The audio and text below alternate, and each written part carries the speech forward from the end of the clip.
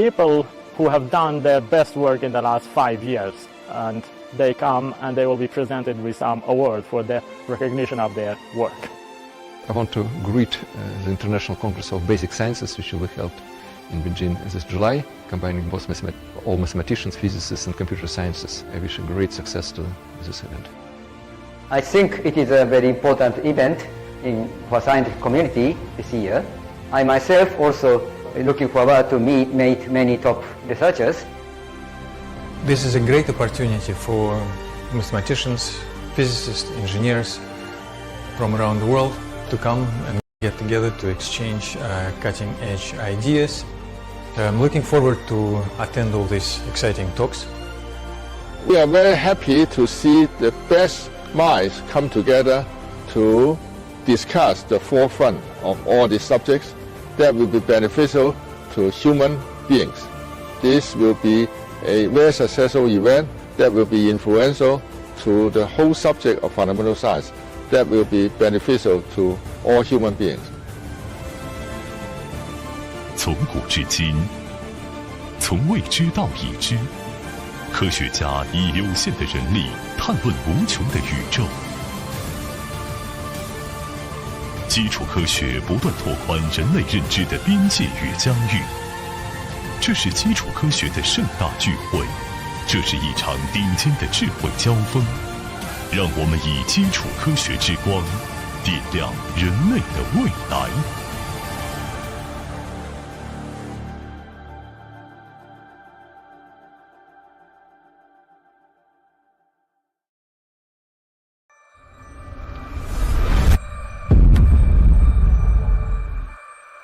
穹苍广而恒谦，物合多容，星云璀璨，黑洞冥冥。观测天象，探问宇宙，基础科学由此萌芽，照亮蒙昧世界。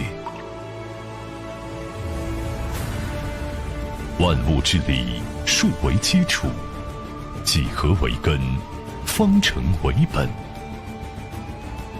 数学家以思考重塑了人类对万物的认知，物理学家以智慧让我们掌握不可思议的能量。理论计算机与信息科学家以想象赋予机器逻辑推理的使命。一招开获，时空时维。基础科学。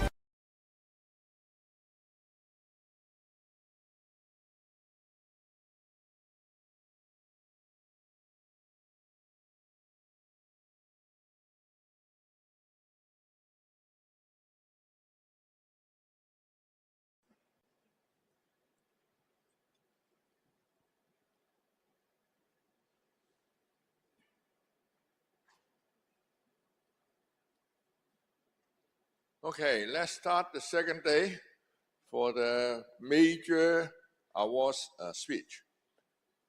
The first speaker would be Professor Mori from Japan. I've known Professor Mori for 50 years, since I met him first time in Harvard University. He's one of the most impressive mathematicians I've ever met, brilliant, and has created a subject in algebraic geometry, a very major part of mathematics.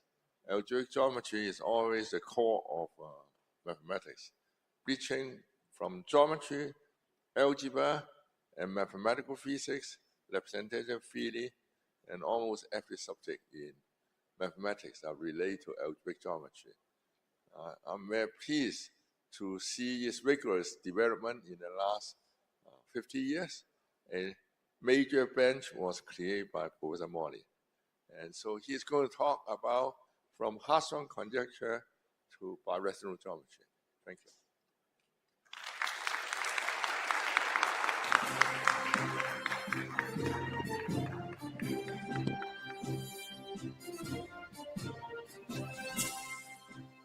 Thank you very much, Professor Yao. I think you flattered me too much, but anyway, let me start.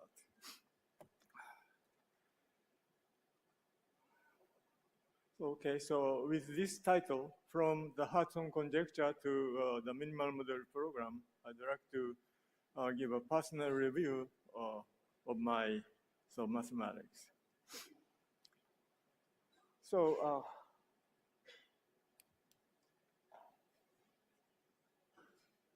okay. So it consists of two parts.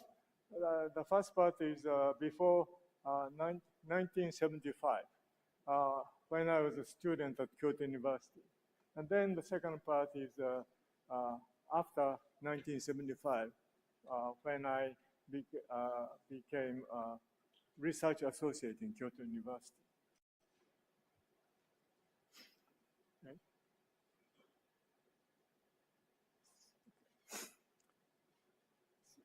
Well, so I don't know the audience, so let me start with the sort of trivial things.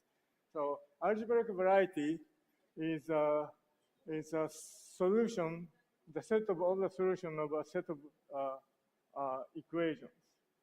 And when the equation has only integer coefficients, for instance, we can plug in complex numbers, or real numbers, or integers, or rational numbers, various situations. So depending on the situation, what I mean by solution may change, but it's not that serious. And the projective space is sort of a very typical object next to affine space. It's patched by affine spaces. And projective space contains points at infinity. Okay, so it's a just sorry.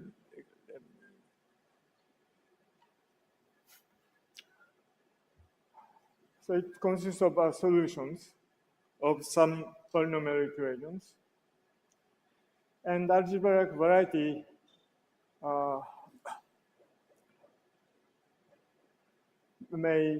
you may remove some closed subset, but let's not worry about it. So one intention of algebraic geometry is to classify them, the solutions.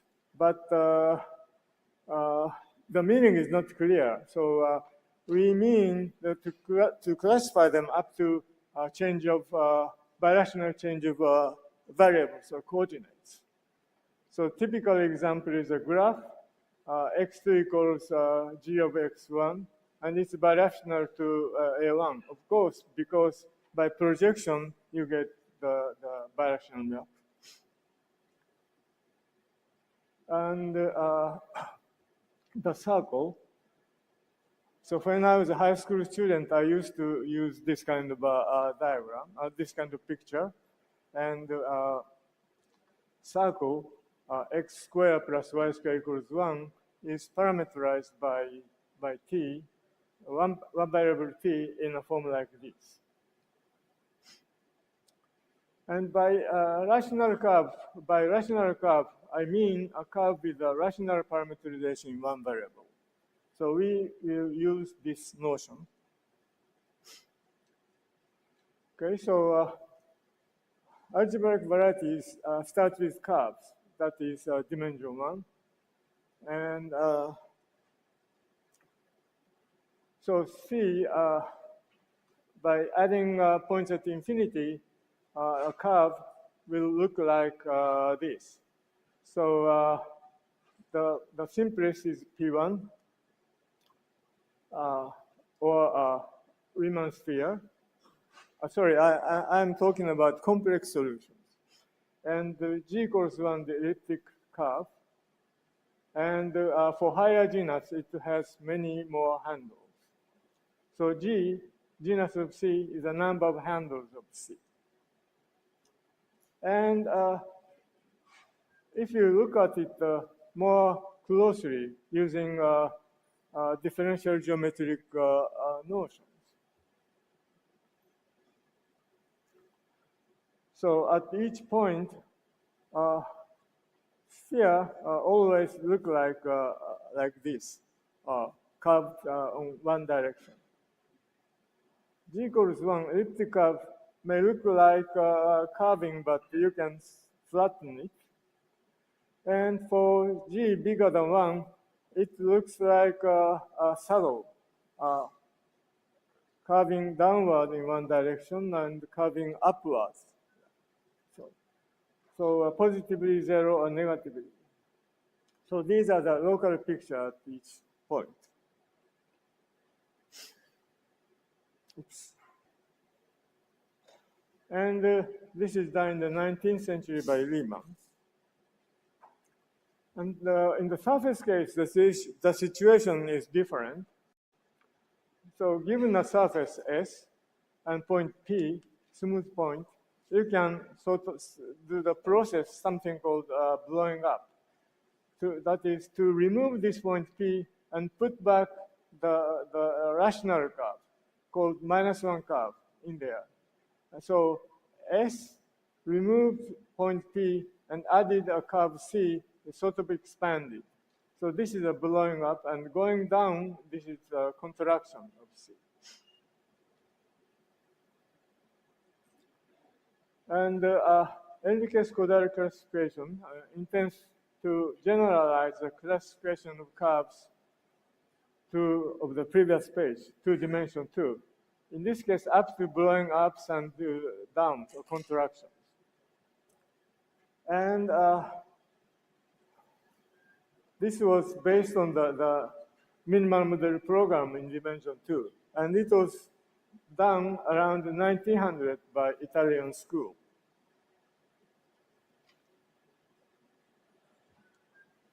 So this is before 1975. So I'm talking about the conventional minimal model program. So if you are given a projective surface, and if you can find the -1 curve, you contract it to something smaller. A curve is replaced by a point, so it gets smaller. And you repeat this until you cannot find any -1 curve. Then the result X is either a P1 bundle over a curve. In real picture, it looks, the real solution looks like this: a curve and above it a line over each point, or P2. So this corresponds to G equals genus 0 curve, P1. Then minimal model X min, which corresponds to G bigger than 0 curve.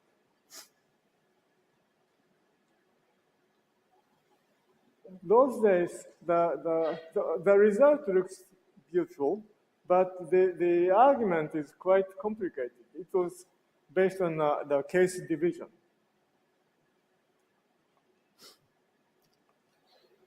And so this was the status of MMP as far as I understood those days. And of course, people try to generalize it to dimension 3. But there are various difficulties. So on a threefold, if you consider the analog of blowing down, you either blow down a device surface to a point or a curve.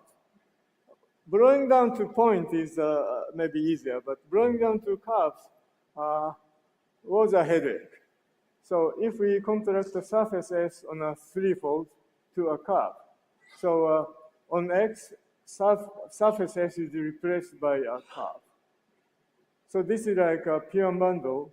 S to C is like a P1 bundle in the previous slide. Okay, so far it looks okay. But starting with a projective threefold X, dimension 3 projective variety, the blowing down, the variety Y, can be non-projective even if X was a projective variety. Okay, but let's try with non-projective variety. But then Y can be even non-algebraic, even if X is an algebraic variety. So it goes out of the categories. And if it's a non-algebraic analytic variety, I don't know how to proceed. Okay, that's the situation as far as I understood. And there are some of the activities those days. So originally, people sort of hoped or expected birational morphism to be a composition of simple blowing ups of a point or a curve. But Hironaka's example in 1962, if I remember right, said that it's impossible. It says a birational morphism of three-folds, which is not a composition of standard blow-ups in dimension 3. I will show you a picture later. And then, since the reaching a minimum model seemed hopeless, alternative was that classification of algebraic variety without minimal models. This was a project by Itaka. And also, Ueno gave examples of three-folds which cannot have a smooth minimal model, whatever it means. Okay, so this is Hironaka's example in 1962. So start with a smooth projective variety with smooth three smooth curves meeting transversely at one point. Then one can blow up, meaning removing these three, you can put back these four surfaces in the middle of P2 and somehow paste it like this. So if you look at this, how to reach this by sort of contractions.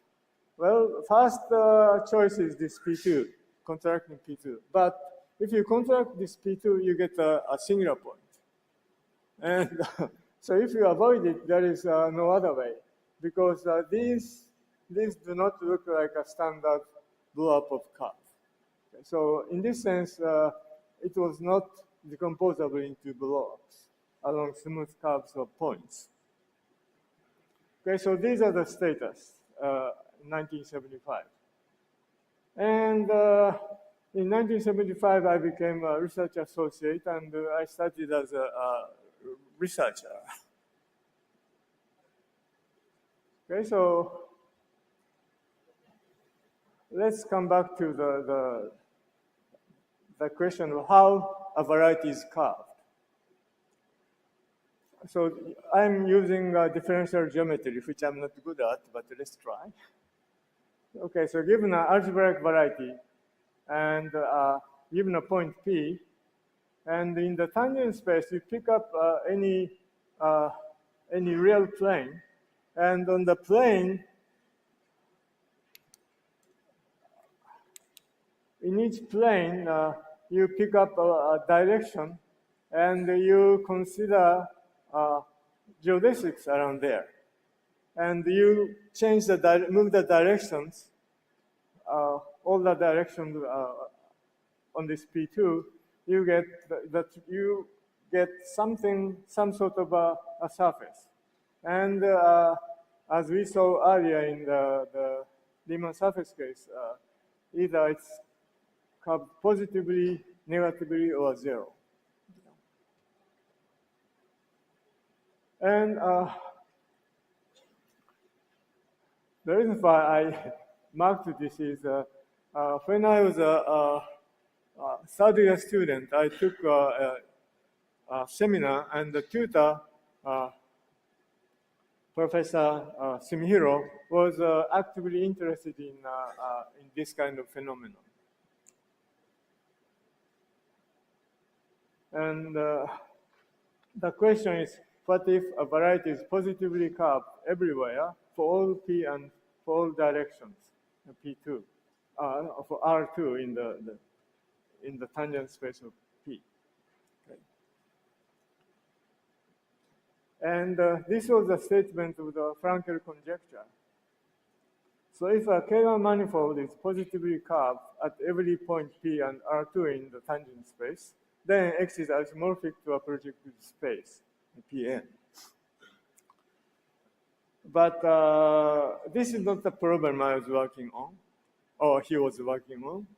He was working on algebra geometric analog and with a slightly weaker hypothesis.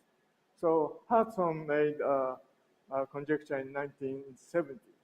Around this time, he was visiting Kyoto, and he used to make lots of conjectures.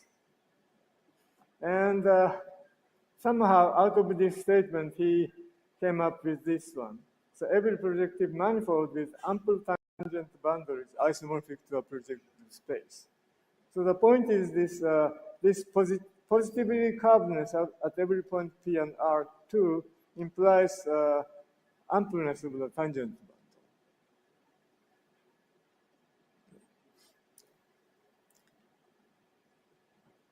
Okay, so this is, these are the subjects surrounded me those days. So minimal model program, dimension 2, and Frankel or Hudson conjecture, Shimihiro's was interested in. And biregular classification of smooth Fano threefolds. So I was, when I was a master course student, I was interested in the Fano threefolds. Some, I'm not going into this one. Okay. So this is a sort of more general project, and this is about a very special variety.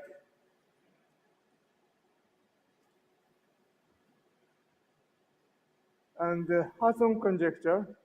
So those days, this is the problem of Shimihiro's, not mine. And one day, I think in 1975 or so, Mabuchi, a friend of mine, he was studying Berkeley. He sent us a preprint of his thesis. He showed that using a Riemann-Roch formula, Frankel conjecture, assumption of Frankel conjecture implies that automorphism group is positive dimensional when dimension is 3. And then I got interested in, and one day I found something one day, and I went to Shimihiro's place, and we discussed till morning. And we managed to improve this a little bit. But the method does not generalize to dimension bigger than 3, because this hypothesis, automorphism group bigger than 0, is just impossible to settle. But then I stayed at Harvard University as an assistant professor from 1977 to 80. That's where I met Professor Yao. Okay, so when I arrived at Harvard, I sort of forget about this since it's out of reach. Okay, so this is a copy of the previous one. Okay, now I gave a slightly weaker aspect. So given a curve C, the average of the curvature I mentioned sort of earlier, for each point P and R2, I get curvature, a Gaussian curvature. And by moving P and R2 in the curve C, I can get average, which is some absolute constant times the intersection number of minus K times C. Minus K is the anti-canonical divisor. So this is a purely algebra geometric notion. With curvature, it is not.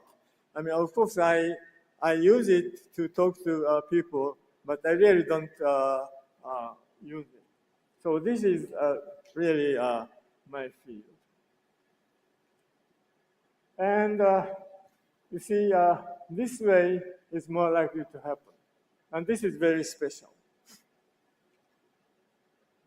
Sorry, let me.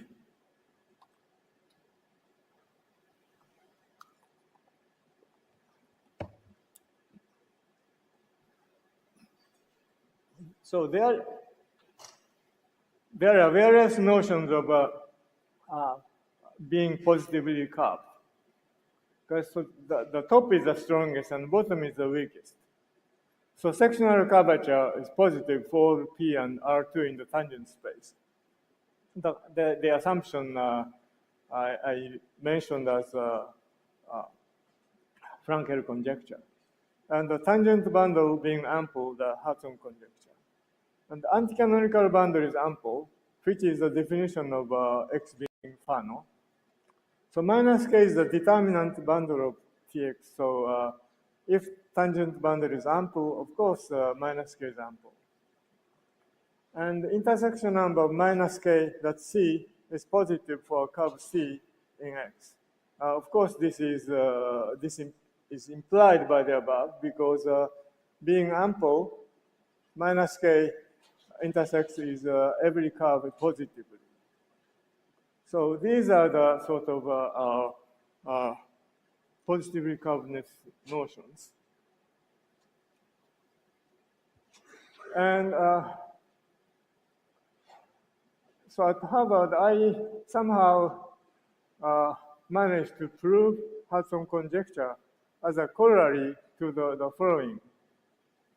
If a projective manifold is positively curved along a curve C, that means minus K times C is positive for some curve C, then X contains a rational curve.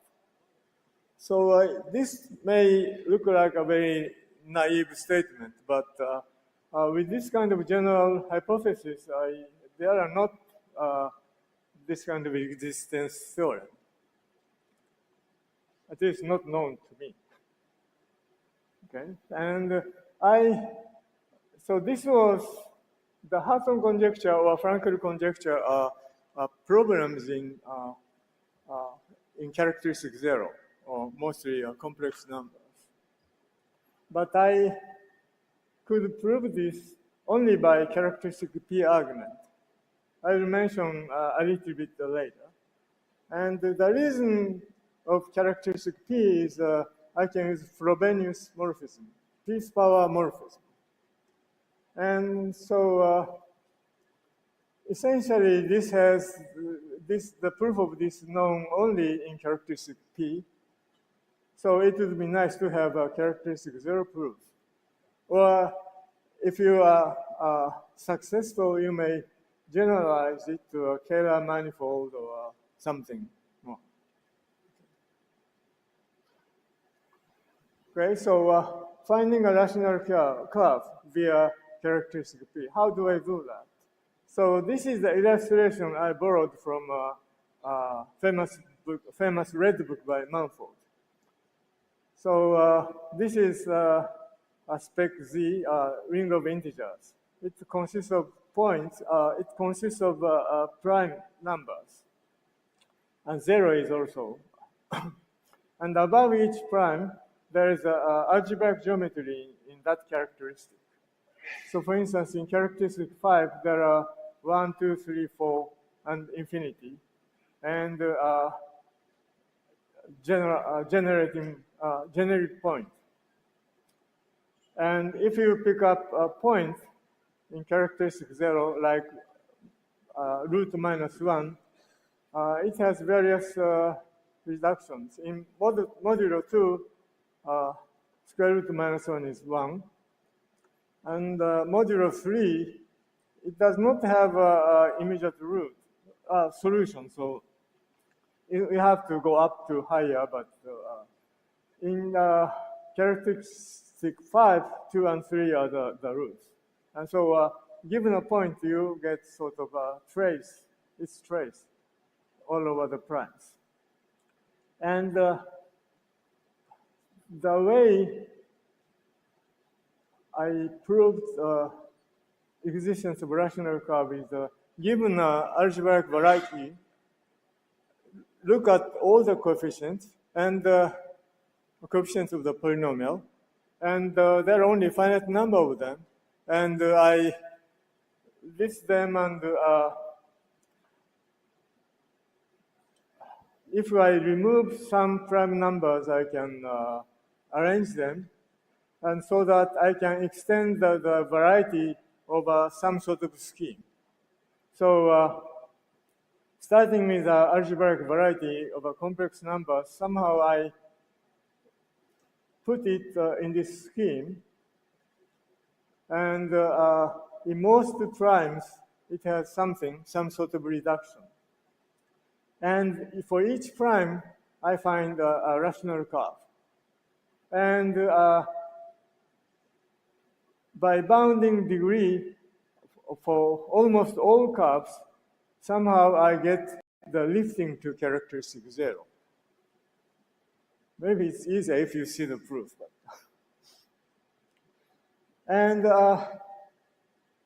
you see, my proof requires this scheme. Without it, I cannot prove it. So it's a very strange feeling. Okay, so outcome of rational curve. In the search of applications. So once I get the rational curve, proving the Hudson conjecture wasn't that difficult. Given a point, and you consider all the points through the given a point, you consider all the minimal degree rational curves.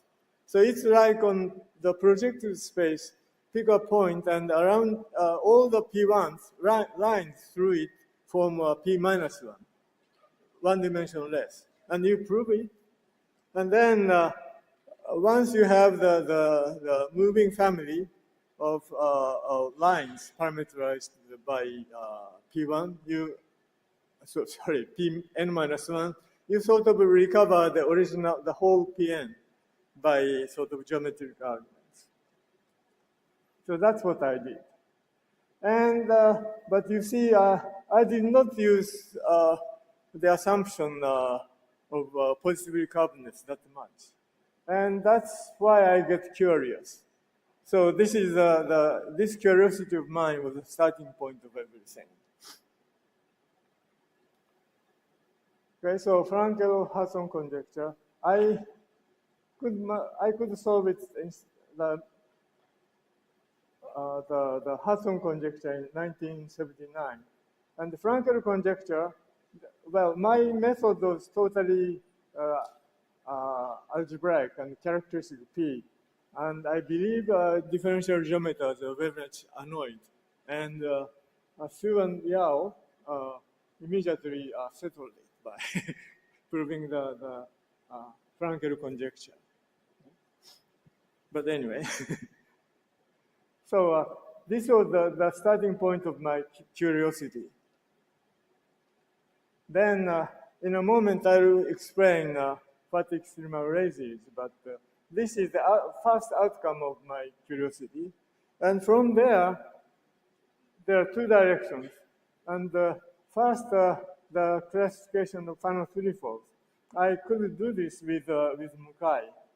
Well, to be frank, he did most of the work, so I should feel guilty, but anyway. And then I started working on the minimal model program.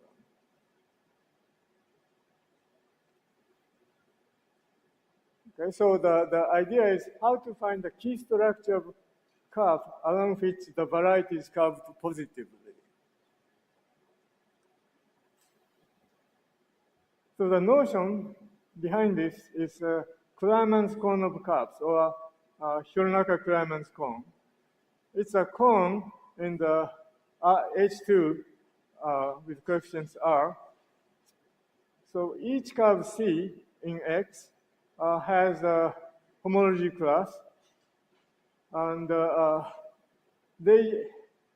H2, H lower 2 is a finite dimensional vector space, and in there you have each curve C has a vector, and you consider all the classes C bracket of C, and consider the cone generated by them, or you consider the closure. I don't take it that serious, but okay. And k or minus k has takes a form of a function, linear function, since c times k has a self-intersection number.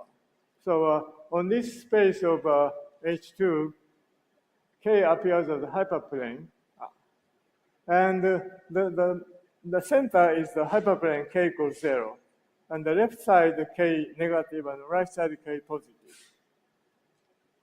And this is an invariant. And let L be an ample line bundle, and then L is positive on the closure of Cx minus origin. And the plane L equals 1 looks really like this, away from the origin.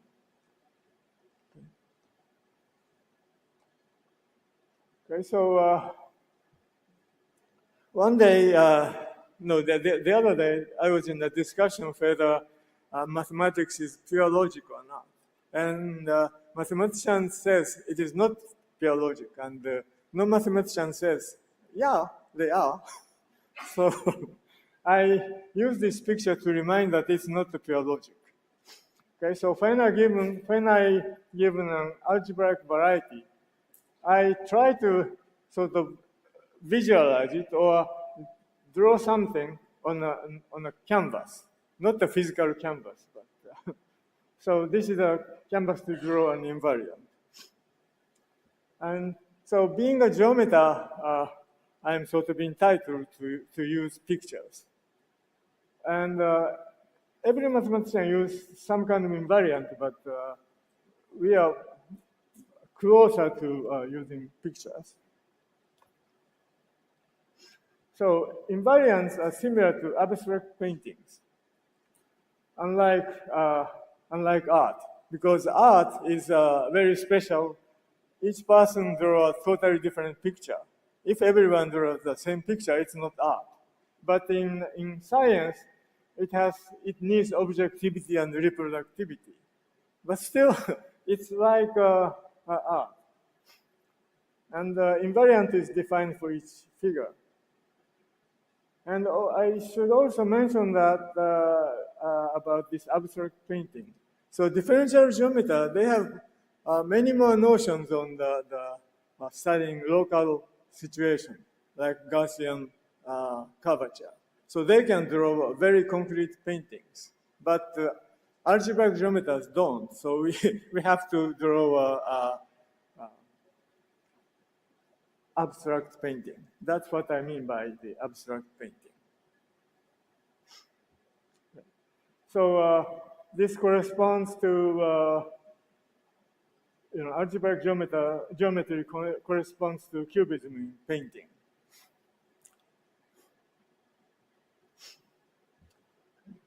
So I hope this is not against copyright.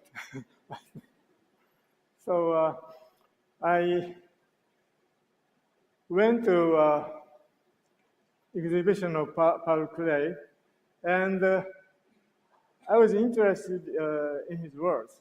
Art does not reproduce what one can see, but makes seeable what one cannot see. And you see, you can replace this art by science. And so I like this word. And this is supposed to be a steerable grandfather, and you can find the meaning out of the triangle or circle, whatever. Okay, so having looked at this, we go to extreme array. So Cx bar, the closure of the cone, is locally finitely generated in half space k negative, this side. So it looks like you have something, not circular. So each ridgeline on this side is called extreme array.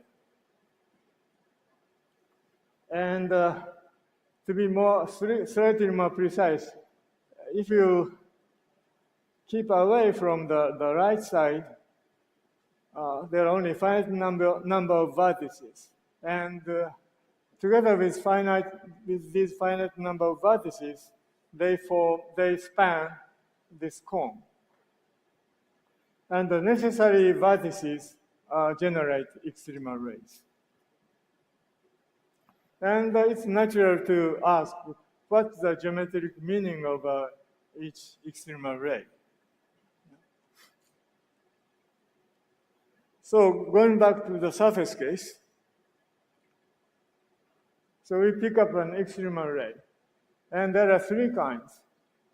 P2 type, so it's P2, nothing more. It's pure bundle over some curve. And fiber, class of fibers belongs to R, the extremal ray R. And birational type, there is a -1 curve, and its class is in R. So in this case, in the first case, P2 type, P2 is mapped to a point. Every curve belongs to R. And pure bundle type, every curve collapsed by this bundle structure is a member of R. And the birational type, -1 curve belonging to R is collapsed to a smooth point. So this is the geometric meaning of R. So curve C is sent to a point P below if and only if the class of C belongs to R. Okay? This is the contraction morphism of R. Okay, so going back to the minimal model program. So if a smooth projective surface has an extremal ray of birational type, we pass to its contraction, X prime, and work on X prime. And we repeat it until there is no extremal ray of birational type. Then there are three kinds. P1 bundle, or P2, or minimal model. So this reproves two-dimensional case. And with this setup, it can also imply the equivariant MMP. If you have a symmetry of group action, it automatically is compatible. And X is a minimal model here if KXC is non-negative for C. And K being net. Now, to really work on the minimal model program in dimension 3, you need another thing, singularity. So it was provided by Miles Reed as terminal singularity. So if I start MMP from a smooth n-fold, n bigger than 2, and can get projective space of n-1 dimension, and that is mapped to a singular point. So it's very likely to happen. Then it's not smooth, and you have to allow singularities. And once you allow singularity, you have to reprove the Kohn theorem for varieties with that kind of singularity. And so you have to reprove this. And if you do it, you may again get the worst singularity, that there is no end. And Reeves defined a class of singularity, terminal singularities, that exactly works for MMP. And with this framework, Kohn and singularity, Kamata, Reed, Shokroff, Benveniste, and others constructed the general framework. Okay, so in dimension 3, it goes like this. Funnel fibering corresponding to P2.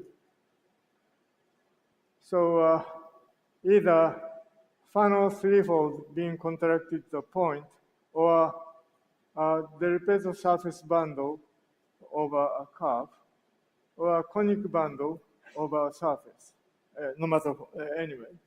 So 5 bars are Fano varieties. The important point is that this is the global structure of the threefold. And divisorial contraction, if it's not a global structure, it corresponds to birational contraction in the surface. And the first candidate is a divisorial contraction. Divisor surface is contracted to a point or a curve.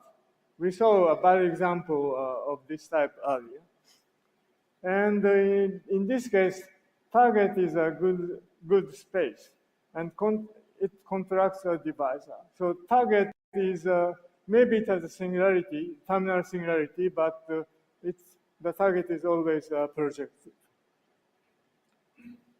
Then the third one, in dimension 2, this didn't happen. So this is a new phenomenon. It's a small contraction. It doesn't contract any divisor. It contracts a curve, irreducible or reducible. And the trouble is that the target image of this curve is a singular point. It's a bad singular point. And there you cannot talk about intersection number of k with a curve. So with the above two, we can sort of keep MMP going, but not the third one. Okay. So this is a situation we had trouble. So in this case, we need an operation called the flip. It's like a surgery. So we remove the curve and we put another curve, not the same curve. It's a different curve. Since for the original contraction, minus k is ample. But after the replacement, the k is ample. The k has opposite sign.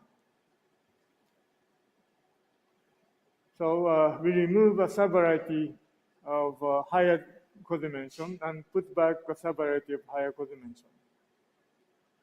And this is supposed to have a nice property, like a nice singularity and so on. And flips do exist. In dimension 3, I managed to prove it in 1988. And for higher dimensions, Heikon-Makanan proved it in 2007 in all dimensions. This was done along with Shokrov's philosophy.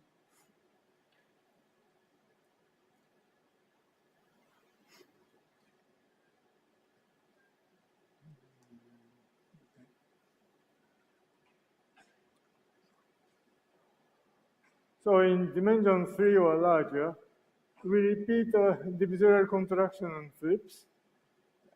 And if it terminates, we get the minimum model of Fano fibering. So in dimension 3, Shokurov found a very nice invariant called difficulty. And by counting it, it easily terminates. And in higher dimension, the termination of flips is, remains the biggest problem. And but with a particular kind of MMP, something called MMP with scaling, it terminates in most cases in all dimensions. I don't specify what it means, but it's done by Birka, Cassini, Heikon, and Makana, 2010. And they obtained more general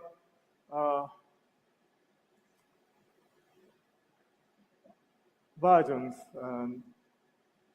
using relative version and the log version, but I suppress them for simplicity of argument. Okay, so reviewing it.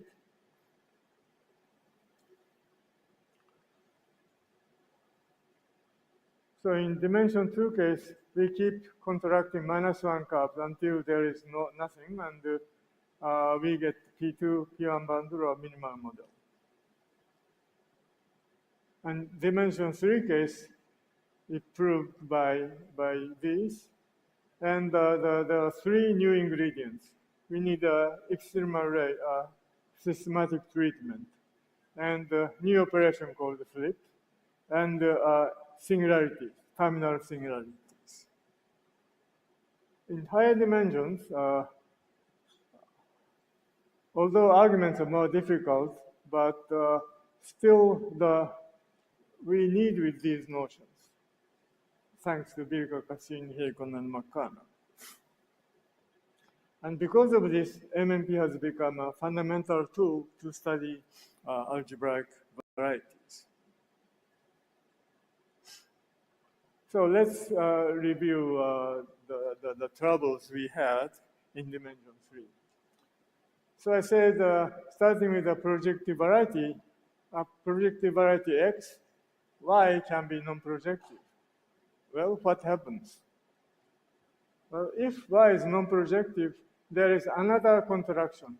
So there is some external ray which contracts to another one. So this means you just picked up a wrong contraction. And Y can be non-algebraic. Well, Y remains projective as long as we treat only contraction of external rays. The activities we had. So Hironaka's birational morphism, I will explain in the next slide. Every birational morphism is a composition of diphtherial contractions and flips. And the classification of algebraic varieties without minimal model, the Ithaca program, well, it still works. I mean, it's used by MMP as well. And threefold without smooth minimal model. Well, that's okay. Minimal models can have terminal singularity case. Okay. So this is what we had. And as I said there, P2 contracted to a singular point, C3 modulo plus minus 1. And this is still terminal singularity. And so from here, I pick a curve. I do a flip. After the flip, these surfaces looks like blowing up along a curve, okay? So here, there are two curves, two smooth curves, and each blown up to a divisor. And here, from here to here, it's simply blowing down.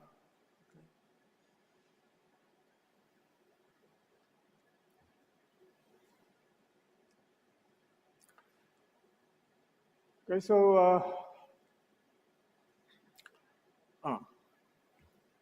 okay, so I wanted to say something.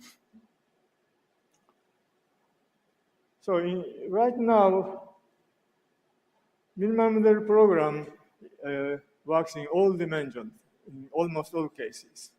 But if it comes to a concrete description, it's very difficult to describe them if dimension is bigger than 3. So for instance, terminal singularity in dimension 4, it's not classified. But in dimension 3, it's completely classified. So that's why I am still interested in dimension 3, to give a concrete description, to understand the threefold case as explicitly as surface case. You see, my tendency is that if there are big people working on one thing, I try to look at something different. So there are a few kinds. Q-Fan threefold. This is treated by Miles Reed. He has a database. And Del Pezzo surface fiber bundle, Del Pezzo fiber space. It's done. It's worked on by Hacking and Prohorov. And Q-conic bundle over surface. That's by myself and Prohorov. And divisorial contraction, divisor to point. This is classified by Kawakita. And divisor to curve.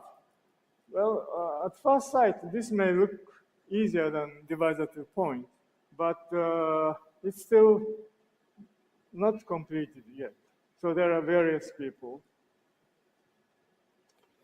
And flipping contraction. So it's done. The essential case was done by myself, and I did it while proving the existence. But more, the irreducible case is completely done by Koral and myself, and more general cases are still ongoing. Like divisor to curve case and flipping contractions are still ongoing project. Okay, so the underlying are the small contractions, meaning fibers are one-dimensional. So Q-conic bundles over surfaces. Okay, so if X to Z is an extremal contraction of terminal threefold to a surface, then X is terminal, but the Z was not known. The singularity of Z was not known, but we settled that Z has only Duval singularities, or canonical singularities. So it settled Escoffi's conjecture. So it related to his project on the rationality of rationality criterion of threefold. So since we settled it, I thought he could finish it, but unfortunately he passed away in 2009 before completing it. So it's still ongoing. And divisor to curve contraction. And so if we additionally assume that the bottom, analytic localing of the bottom at P is factorial, and if C has only analytic branch, then there is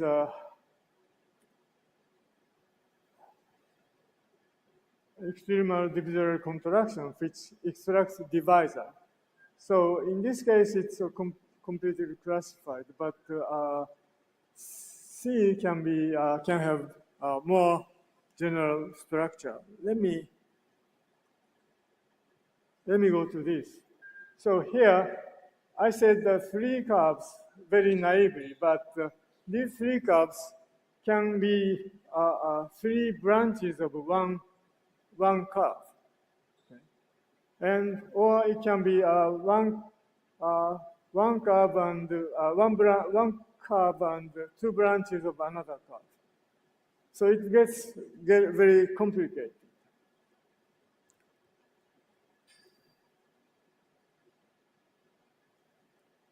Oops. Yeah. So we have been working on this, and then so general elephant conjecture. The naming is by Miles Reed. So given extremal contraction from a terminal threefold to a jam of analytic space, then there is a Duval member of minus k at P at the origin.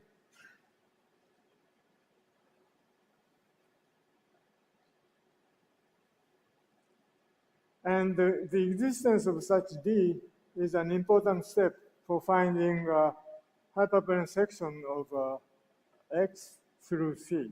Once you have this, you can sort of describe C as deformation space of H. And Prohorov and myself have settled this general elephant conjecture in many cases, and explicit descriptions as well. And it's accepted in the panel. So, okay, thank you.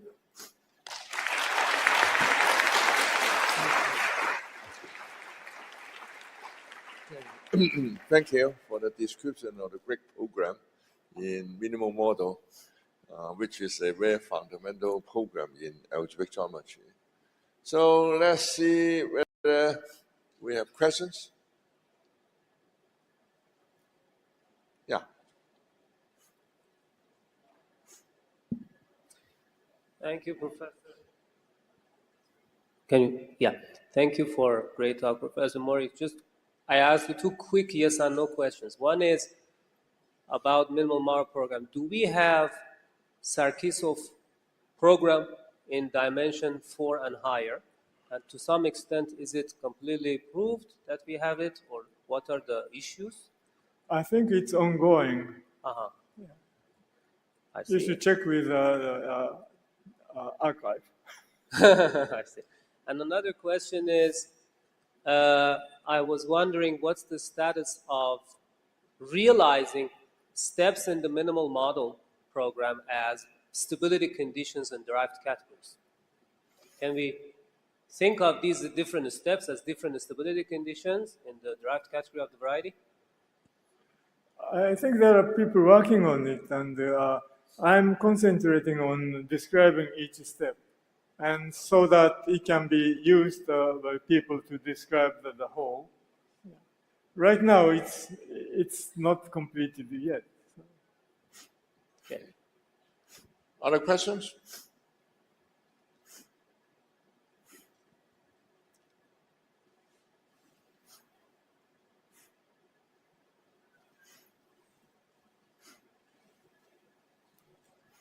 Students?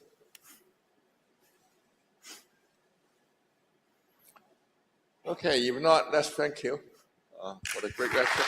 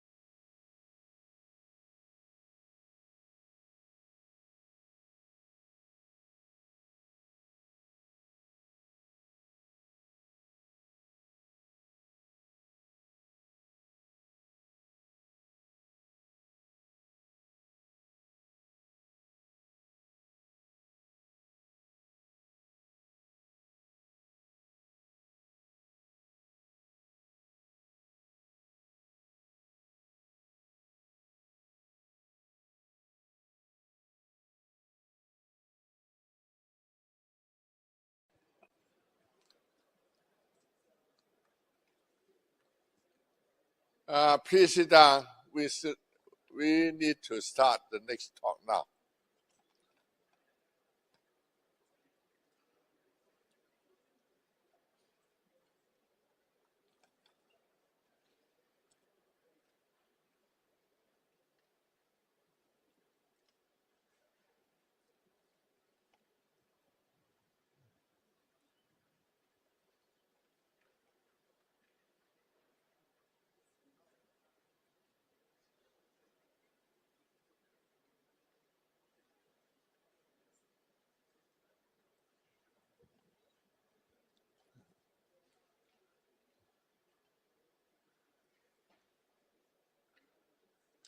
Okay, our second talk will be by George Lusick, who I knew for more than 50 years.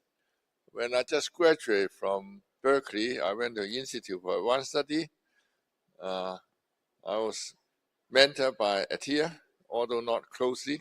The first paper I looked at was the paper by George on high signature. He was in topology, more than representation theory at the beginning. And then I watched him to change, become greater and greater mathematician, and now he's towering, seeing all over the geometry, representation theory, mathematical physics, and all fields that I know of. One of the greatest mathematicians in modern times. And I'm very happy to say that he got this award. His talk will be canonical based in Lie theory and total positivity. George.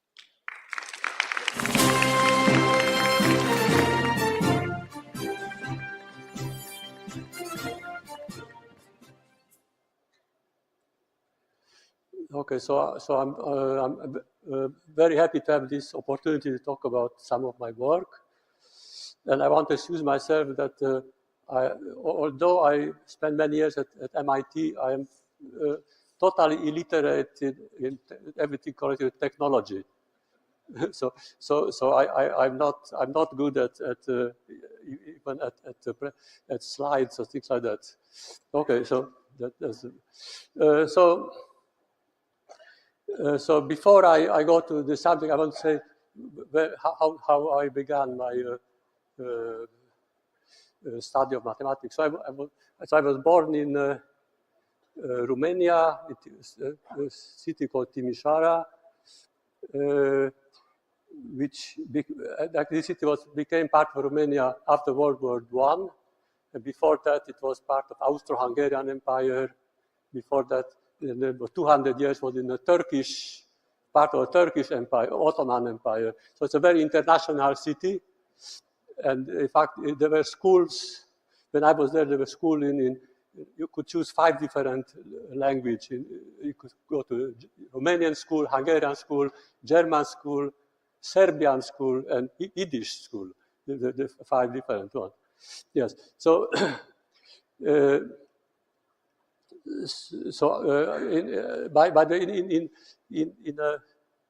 7th grade, I was mostly interested in chemistry. I was doing experiments with at home. I had lab, and that was my favorite subject. But then, starting 8th grade, since I did well in the National Olympiad, Mathematics Olympiad, I decided to be a mathematician. So from 8th grade. Now I should also say that my city is known for the two things for which it's known. One is there's some connection to mathematics.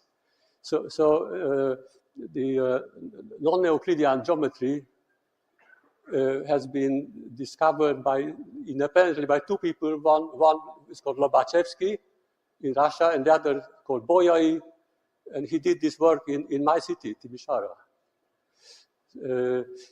He was an officer in the Austrian army for 10 years, and he did this work there. And so there was some tradition of non-Euclidean geometry, and in fact, in high school, I have very close contact with a professor in the university, and she gave me various books in non-Euclidean geometry. So I studied non-Euclidean geometry a lot.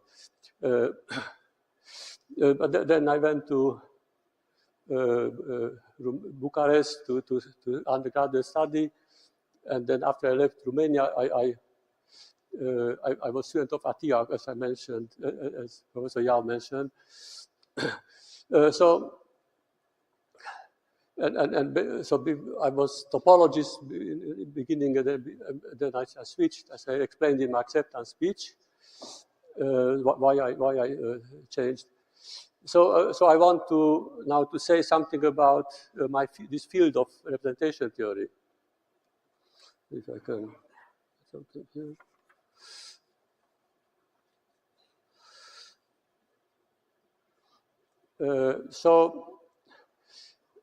Actually, there's the most important paper in this field is by Killing in about 1890.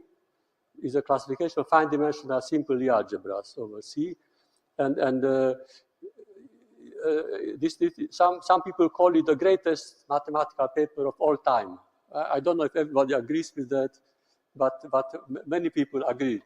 And in fact, in this this article about the 100th anniversary of this paper, where this description is given.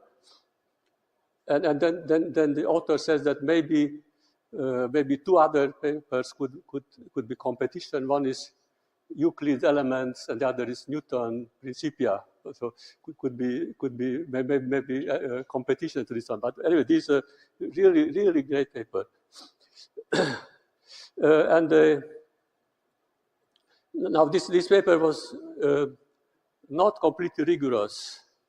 So, in fact, what he found that the simple algebras, they are the types that are listed here: AD, E6, E7, E8, and in fact, in this talk, I will always assume that we are in one of these 5 types, so that to simplify, and the other types are for many purposes can be reduced to the simplest ones by it.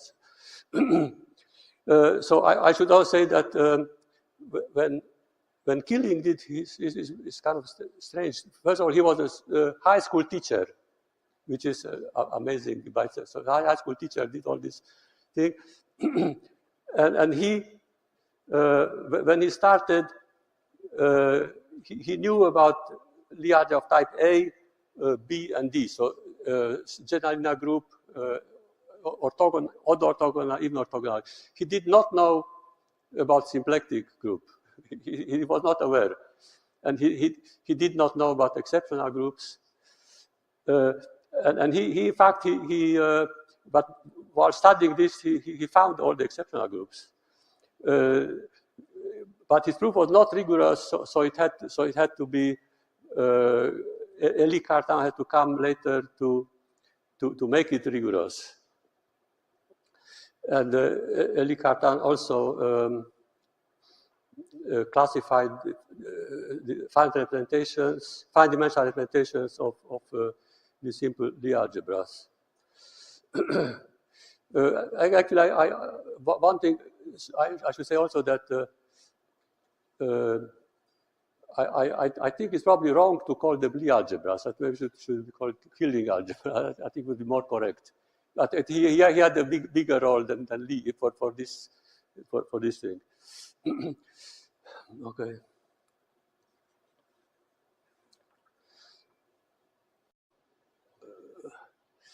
Okay, so one of the main theorems in this of Killing and Cartan is that this simple-laced Lie algebras are in bijection with certain graphs, and they are shown here.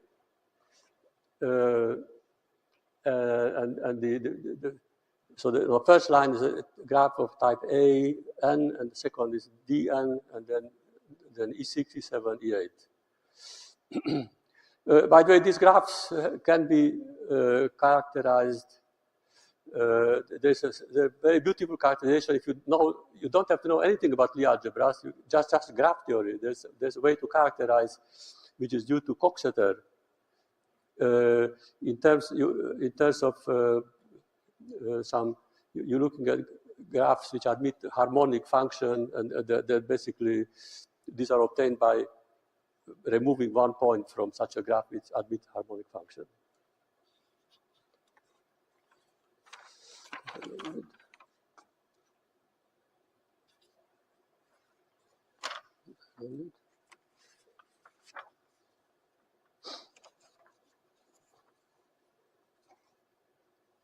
Okay, so now I want to say what happened after the work of Keeling and Cartan.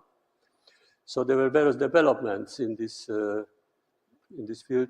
But by the way, this field is,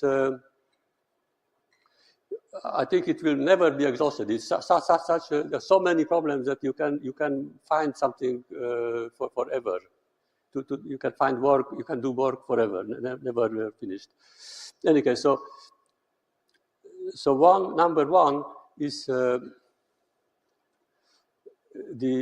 irreducible representations defined by Cartan. Of course, he constructed them, but he didn't find the dimension or character, and this was done by Hermann Weyl in something like 30 years later. But another development, which is that these simple Lie groups over complex numbers have analogues where C is replaced by any algebraically closed field. So it can be of any characteristic. So this was Chevalier around 1955. Now, what this means? In particular, it means that you can look at, you can take for your field to be algebraic closure of a field with P elements, and then you can take the you can take a that has subgroups corresponding to actually really finite fields of Q elements. So you can from Chevalier construction you can find a lot of some analogues of these groups of Keeling, Cartan over finite fields, not only algebraic closed fields. And then the problem of finding representation of those groups becomes a very important one. And in fact, I spent many years to working on that problem. And this will be not my main topic, but I just still want to say something about this. So maybe approximately from 1972 to 1986, I worked on this problem. So in the beginning, about 1974, I had a paper with Delin where we constructed all representations which are generic assumptions. So these are almost all representations of such groups of finite field, and such the existence of those was predicted by MacDonald, and then we found some algebraic varieties for which the Eladic homology gives those representations. So for this, it was useful that I knew some topology, because that was very helpful. But then there was a problem to find the non-generic representation. Those are more difficult, actually. And this I spent like maybe 5 years to classify those. And for that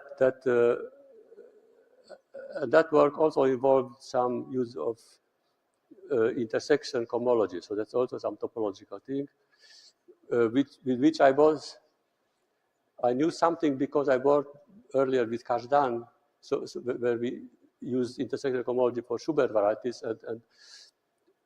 and that work is used in this classification of arbitrary representations. And okay, so another development after work of Killing and Cartan was was that in 1985, Greenfeld and Jimbo introduced quantum groups. So these are algebras over polynomials in a variable, one indeterminate, and they are deformations of the enveloping algebra of a simple Lie algebra. So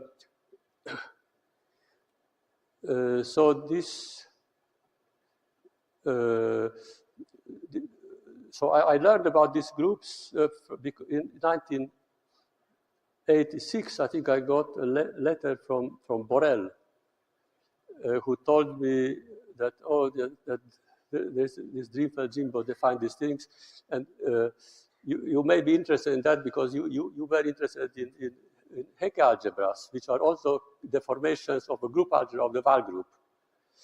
So he said, since you're interested in those, you might be interested in this also. So then I looked at it, and indeed I found it extremely interesting.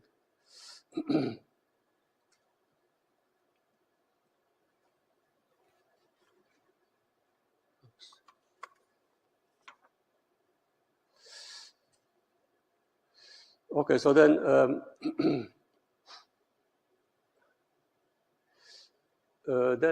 it's a mixture of this 3 and 2. So 3 was these quantum groups, and 2 was this work of Chevalier on groups over any field. So it's a mixture of that, which is that in a paper in 1989, I defined something almost integral form of the called divided powers, but you have to divide by polynomials, not by factorial. Some generalization of factorial, but using polynomials instead.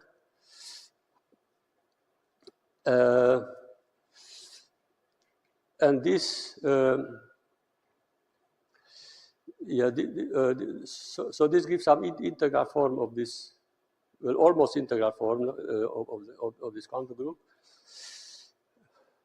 And in particular, you can specialize this parameter to a root of unity, and then you get some quantum group at root of unity, and this gives some new information on the representation theory of groups of this group defined by Chevalier over field of characteristic P. So over a field of same characteristic, and for the same characteristic, it's a total different theory from complex, and so I had some conjecture what characters should look like, and in fact it turned out that this quantum group at the pith root of unity were one step improving those conjectures. So this was useful for this problem.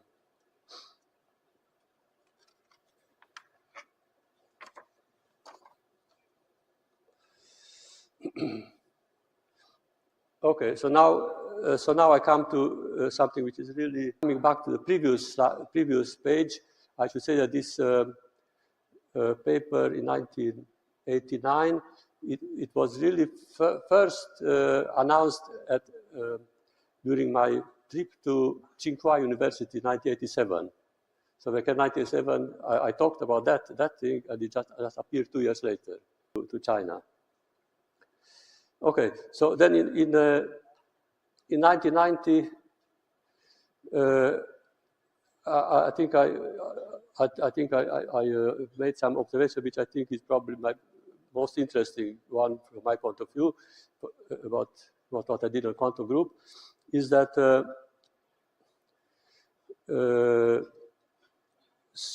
is that if you have that the representations, the generators of the quantum group act in this basis with matrices with entries that are all positive in every sense. So the polynomials is positive coefficient. And you can specialize B to 1. And you see that the irreducible representation which Cartan considered, so for just the most classical situation for simple algebras, they also have a canonical basis, but it's induced from this quantum group thing.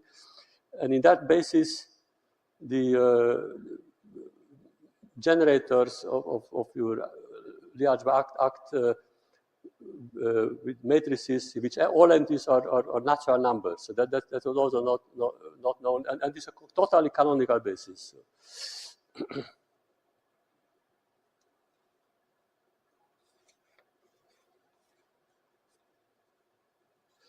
Okay, so then there's a sixth and Cartan was that the simple Lie groups over C have also some analogs where C is replaced by something which is a semi-field, which I will define a little bit later. So, for example, the real number strictly greater than 0. So there's something called, you can consider E8 over real number strictly positive. There's such a thing. So the case where a group is of type A, which is this semi-field is strictly positive real numbers.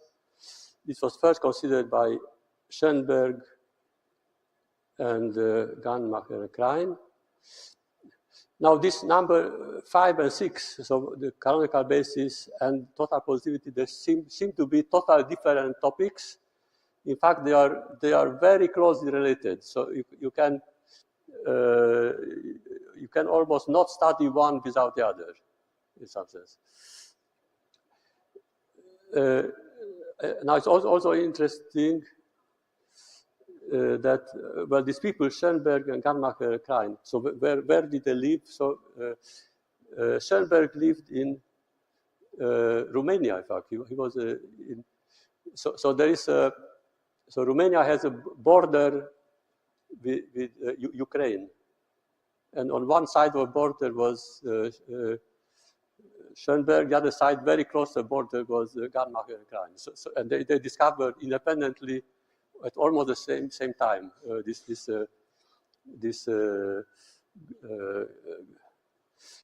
GLN over strictly positive real numbers. Okay, so now I will go to some more technical definitions, and so because I want to, let's see if I can.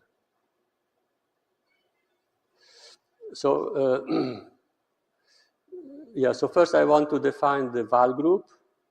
So we fix one of these Coxeter graph, which I explained before, and it has a set of vertices is called I. And if I have two vertices, I and j, the number of edges that join those I and j will be either 0 or 1. And it's called Nij. And then we can form a vector space of rational numbers with basis alpha I indexed by these vertices. And then you can define some linear transformations, Si, who have square 1. By this formula. So alpha I goes to minus alpha I. So Si of alpha is minus alpha I, Si of alpha j is either alpha I plus alpha j or alpha j. And then the subgroup of the general group of vectors generated by this Si is called the Val group, and it's a finite group. And then there is a set of roots, which are vectors in this vector space, which are obtained by applying VAG group element to one of the basis element, alpha I. And the set of roots is a union of positive roots and minus positive roots. So positive roots, they have all coefficients or natural numbers. And then W0, it's an elementary VAG group which transforms positive roots to minus positive roots. Okay, so now I think I will give a definition of the Lie algebra attached to this Coxeter graph. So I can take capital K. Sorry, this K will be some algebraic closed field. By the way, before I do that, I should say that there is the usual definition of this Lie algebra is by Serre, given by Serre. It is given by generators and relations. And in fact, I tried whenever I can to avoid using relations, because using relation means that you first have some infinite dimensional object, and you identify some things, and you got the object you really want. But I don't. If possible, I want to avoid using any infinite dimensional object. So I will give a definition which is not doesn't use the Serre relation. And in fact, this definition is suggested by the theory of canonical basis. It comes from there. So you form a vector space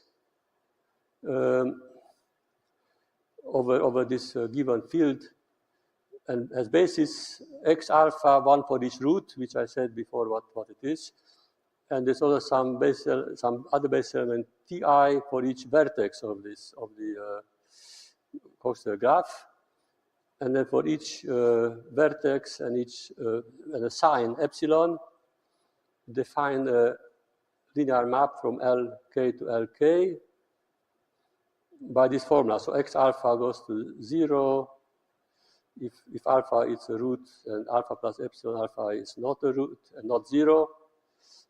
And X alpha goes to X alpha plus epsilon alpha I if alpha is a root and alpha plus epsilon alpha is also a root.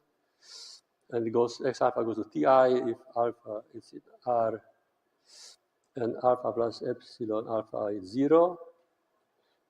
And Ti goes to 2x epsilon alpha I. And Tj goes to this Nij times x epsilon alpha I, where Nij is 0 or 1.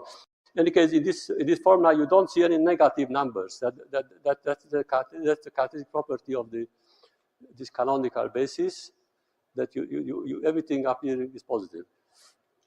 And the statement is that when K is a complex numbers, the Lie subalgebra of endomorphism of V generated by all these linear maps is the simple Lie algebra attached by Killing to our Coxeter graph. So I say this is not a standard definition which use generators and Serre relations, because we do not use relations. So we use their canonical basis. So idea is that suppose that you know already what is a Lie algebra, but then you can view this as a representation it has an adjoint representation. It's a representation of itself on the same vector space, and that representation has a canonical basis, and in that one all the so this is not the basis of the Lie algebra, but it's a basis of the adjoint representation, so to speak.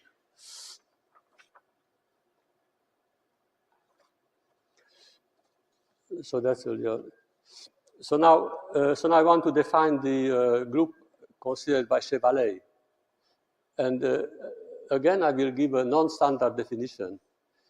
Chevalley definition is that you assume that you already have a Lie algebra, then you choose a basis in some very special way, so that all the structure constants are plus or minus, some very, very simple, and this basis is not unique.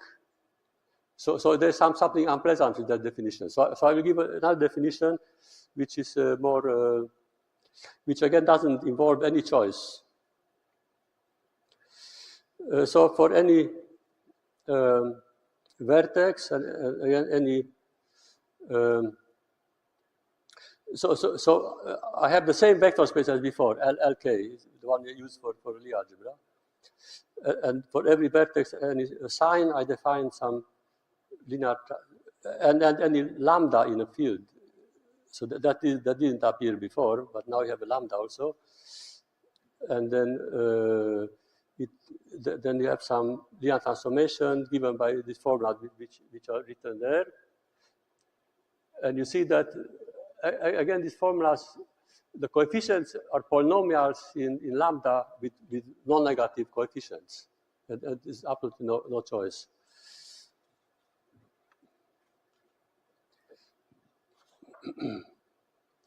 And then the subgroup of general group generated by all these linear transformations is a simple algebraic group attached by Chevalier to this field and Coxeter graph.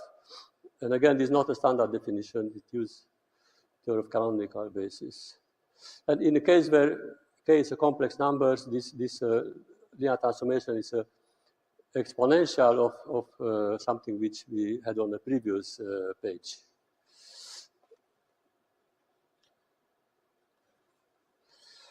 Okay, so this explains the first two developments after Killing and Cartan. Okay, so now I want to define what is a semifield.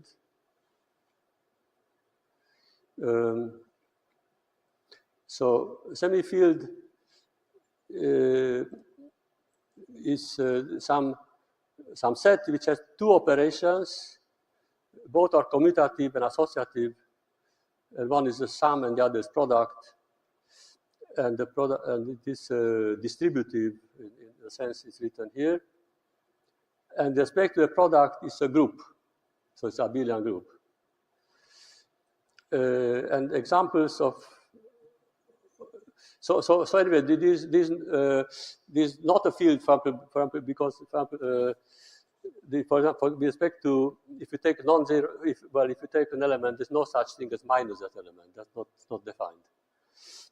So that's different from a field. But examples are real numbers which are strictly positive with the usual sum and product. The integers in which the sum is defined to be minimum of the two integers and the product is the usual sum.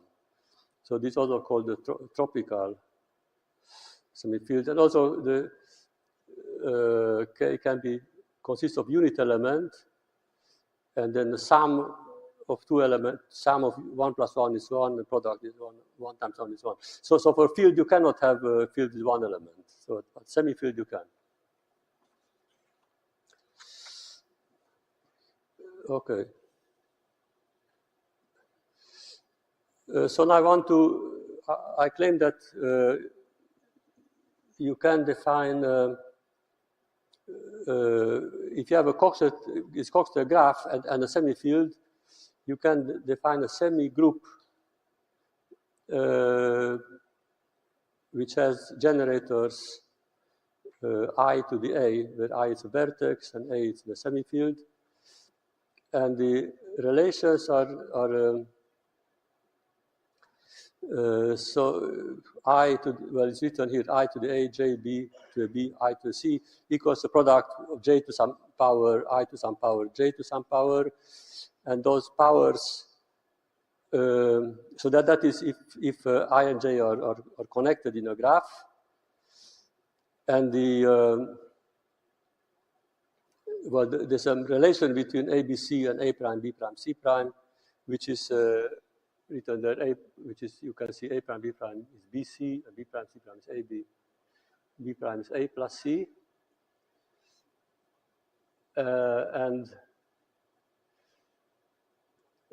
Yeah, so basically this means that A prime equals BC divided by A plus C, and C prime equals AB divided by A plus C.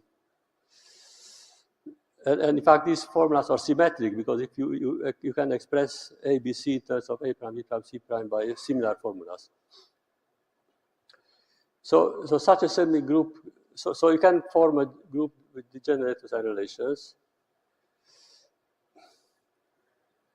Now, as I said, I don't like definitions by generators and relation. But here I still use them. It is possible to avoid that, but I will not do it here.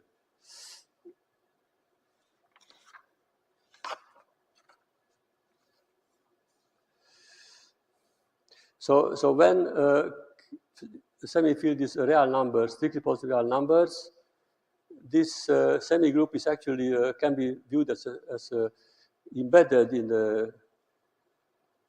in the group, our group over complex numbers, and is generated by this element that I wrote right here. Yes. Okay, then I need some notation. So this Z will be all sequences of vertices of a Coxeter graph, in which there are as many terms in a sequence as the number of positive roots.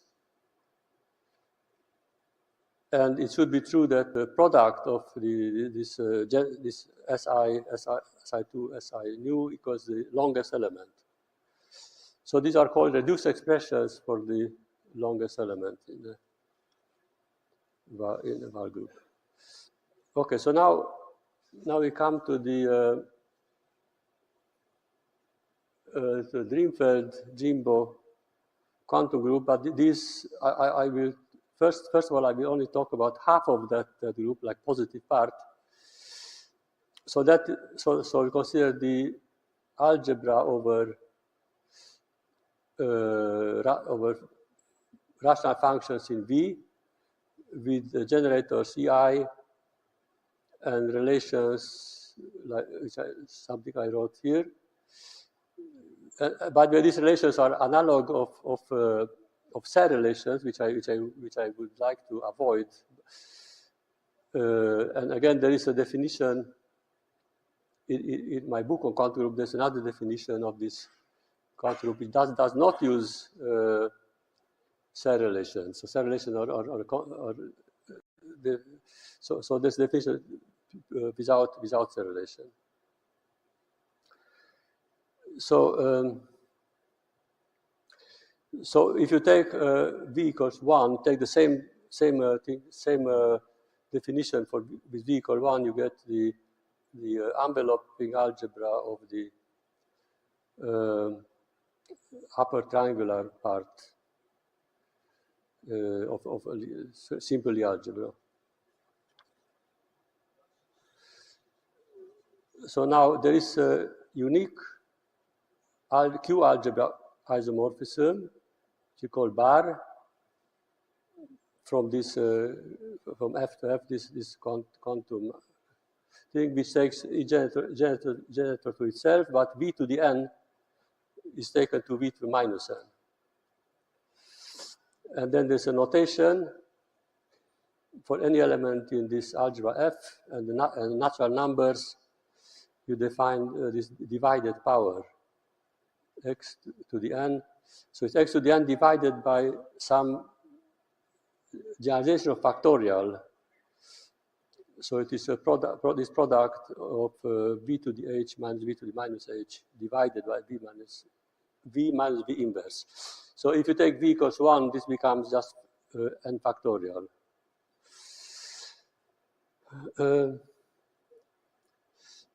So now there is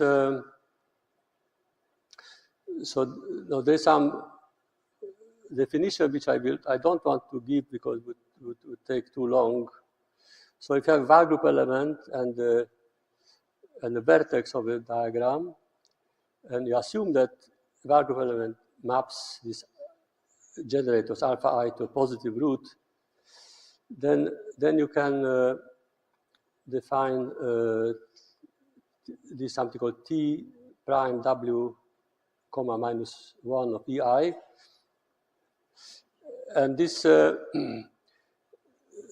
I should say that this F is part of a full contour group, not only this half, and this T prime gives actually a braid group on this full contour group. So in the classical case of V equal 1, this type of elements will be some analogs will be root vectors. So there will be something like root. So these are V analogs of root vectors. So instead of giving a definition, I will just give some examples of this thing. So for example, if W is Sj and Sj takes alpha I to alpha I plus alpha j, then this T prime W minus 1 of EI it's such a difference, EI EJ minus V minus I EJ EJ EJ EI. Okay, and then comes the following definition. Suppose you take some sequence of simple reflections which is in Z. So that means it gives a reduced expression for W0 for longest element. And suppose you also have a sequence of natural numbers, C1, Cn, then you can form some element of the of F by a product like this. So a product of this form.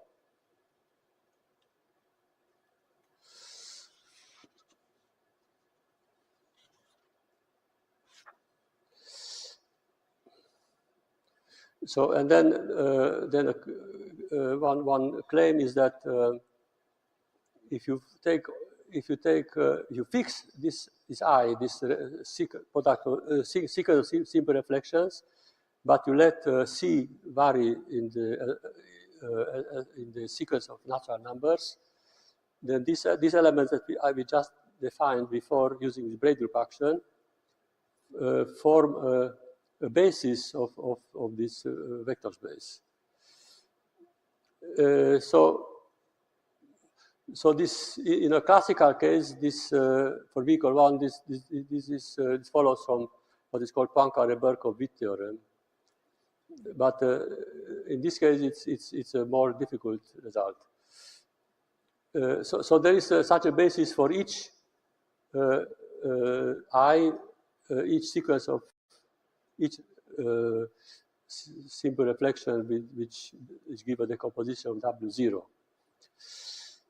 And then the theorem which I proved in paper 1990 is that first of all, the ZV inverse submodule spanned by this basis is independent of the sequence of this reduced expression of W0. So that is one thing. The other thing is that if you take the image of this basis, so the basis it does depend, but what it generates under ZV inverse is independent. If you take the image of this basis under the obvious map from this L, so-called L, what we had the submodule was called L. If you take L modulo V inverse L, take the image of this basis, that will be a Z basis of this quotient and is independent of I, of this sequence I.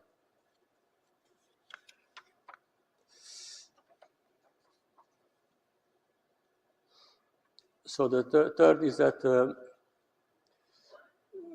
this map from L to L modulo V inverse L can be restricted to L intersected L bar. Remember, bar was this involution of this algebra. So you can consider image of L under bar. And then the intersection of those two goes isomorphically to this quotient.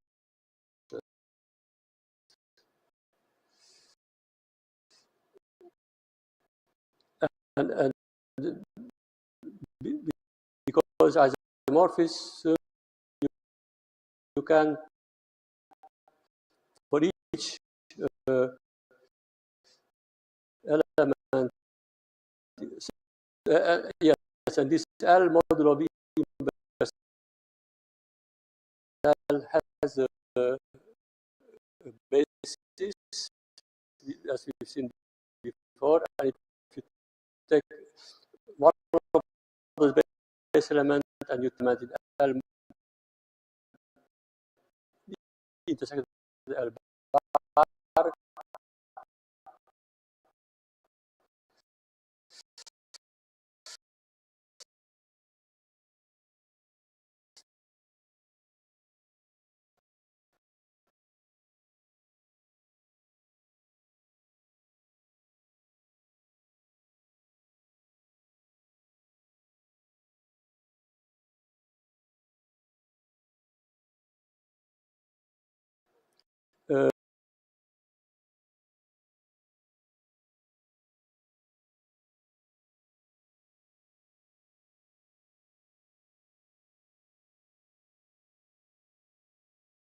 Hofstadter graph,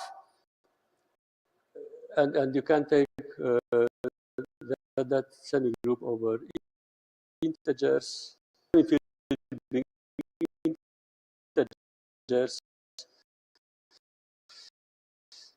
and then there's a which consists of all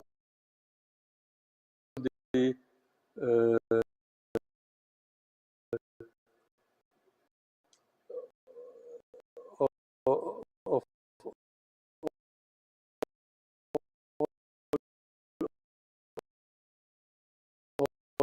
all such products.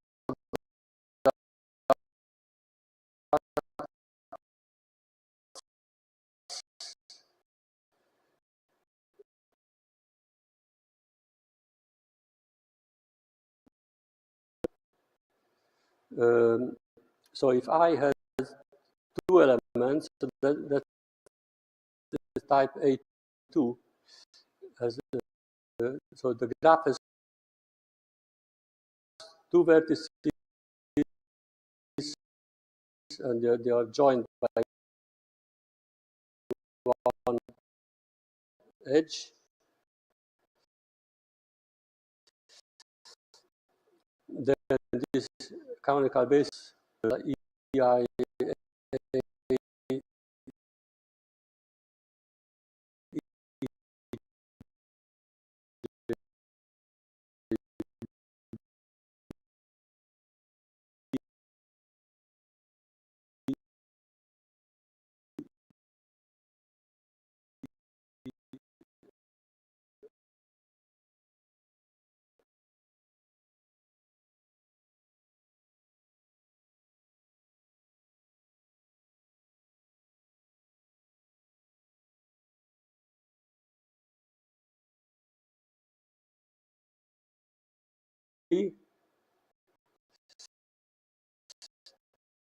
then you can have some non-monomial elements in a canonical basis. Definition shall come up. It's an obvious map from this half the quantum group, positive quantum group, to L of D, which so this basis, the image of this basis under this map the non-zero elements will form a basis of this L of D. So this will be basis of a representation, and again specializing V to 1. This gives a representation of any reducer, gives we see any reducer representation defined by Cartan of n of the Lie algebra attached to I has a canonical basis in which the standard elements, standard generator act by matrices with entries in N. I think that's I will stop at this point maybe.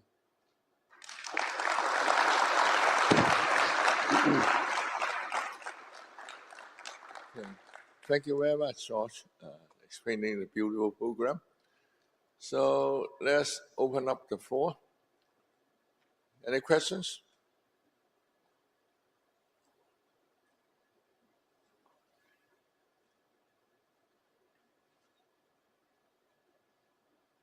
Yeah.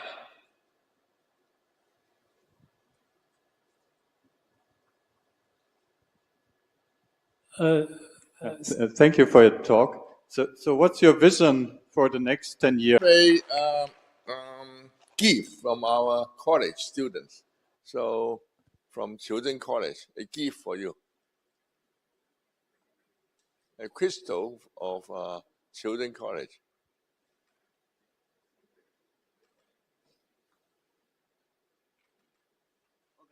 Okay.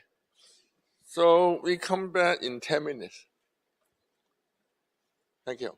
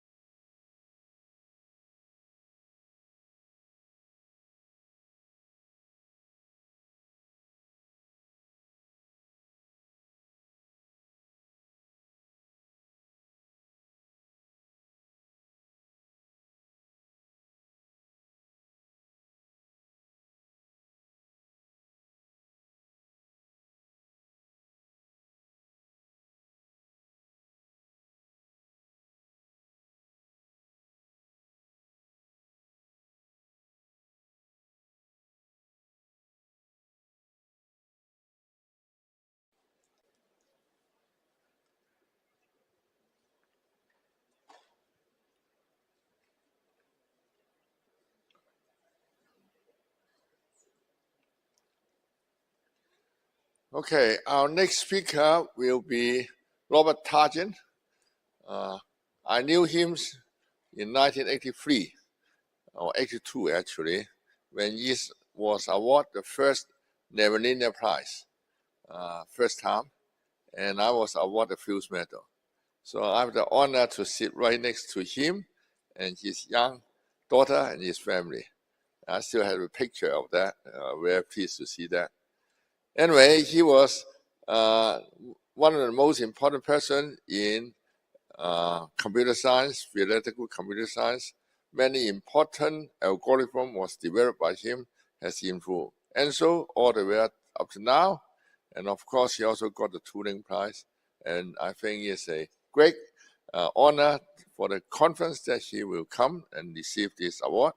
So now he will talk about the title would be My Life with Data Structures.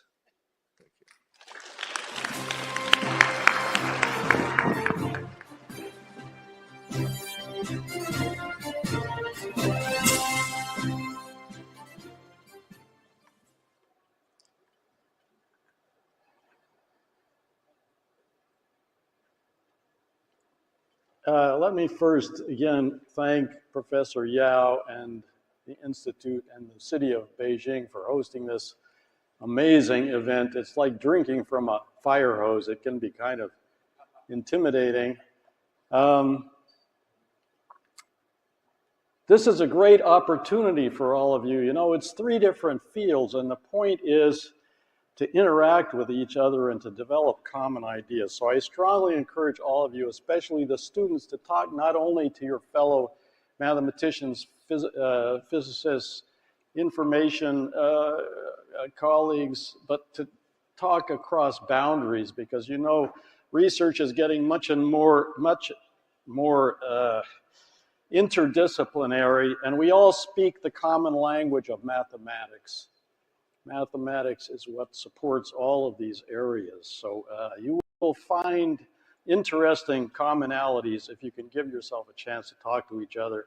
And don't be shy. Be aggressive about asking questions. And at the end, if you have any questions for me, now's your chance. So I'm going to talk about some part of the first 15 years of my career. I have to simplify. I've given some version of this talk a couple of times in the past, and I had to cut even more material, so please forgive me if I'll try not to go over time because I don't want to keep you from your lunch. But I love this field. I think there's amazing, beautiful problems and results, and that's, of course, why I do it.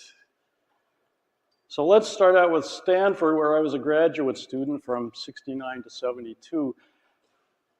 I was an undergraduate at Caltech, majoring in mathematics, and I figured I would go into mathematics, but I had the opportunity when I was an undergraduate to do some programming, and I was especially interested in the 4-color problem, which, as you may remember, is the question of, can we color the vertices of an arbitrary planar graph using 4 colors? And I did some experiments.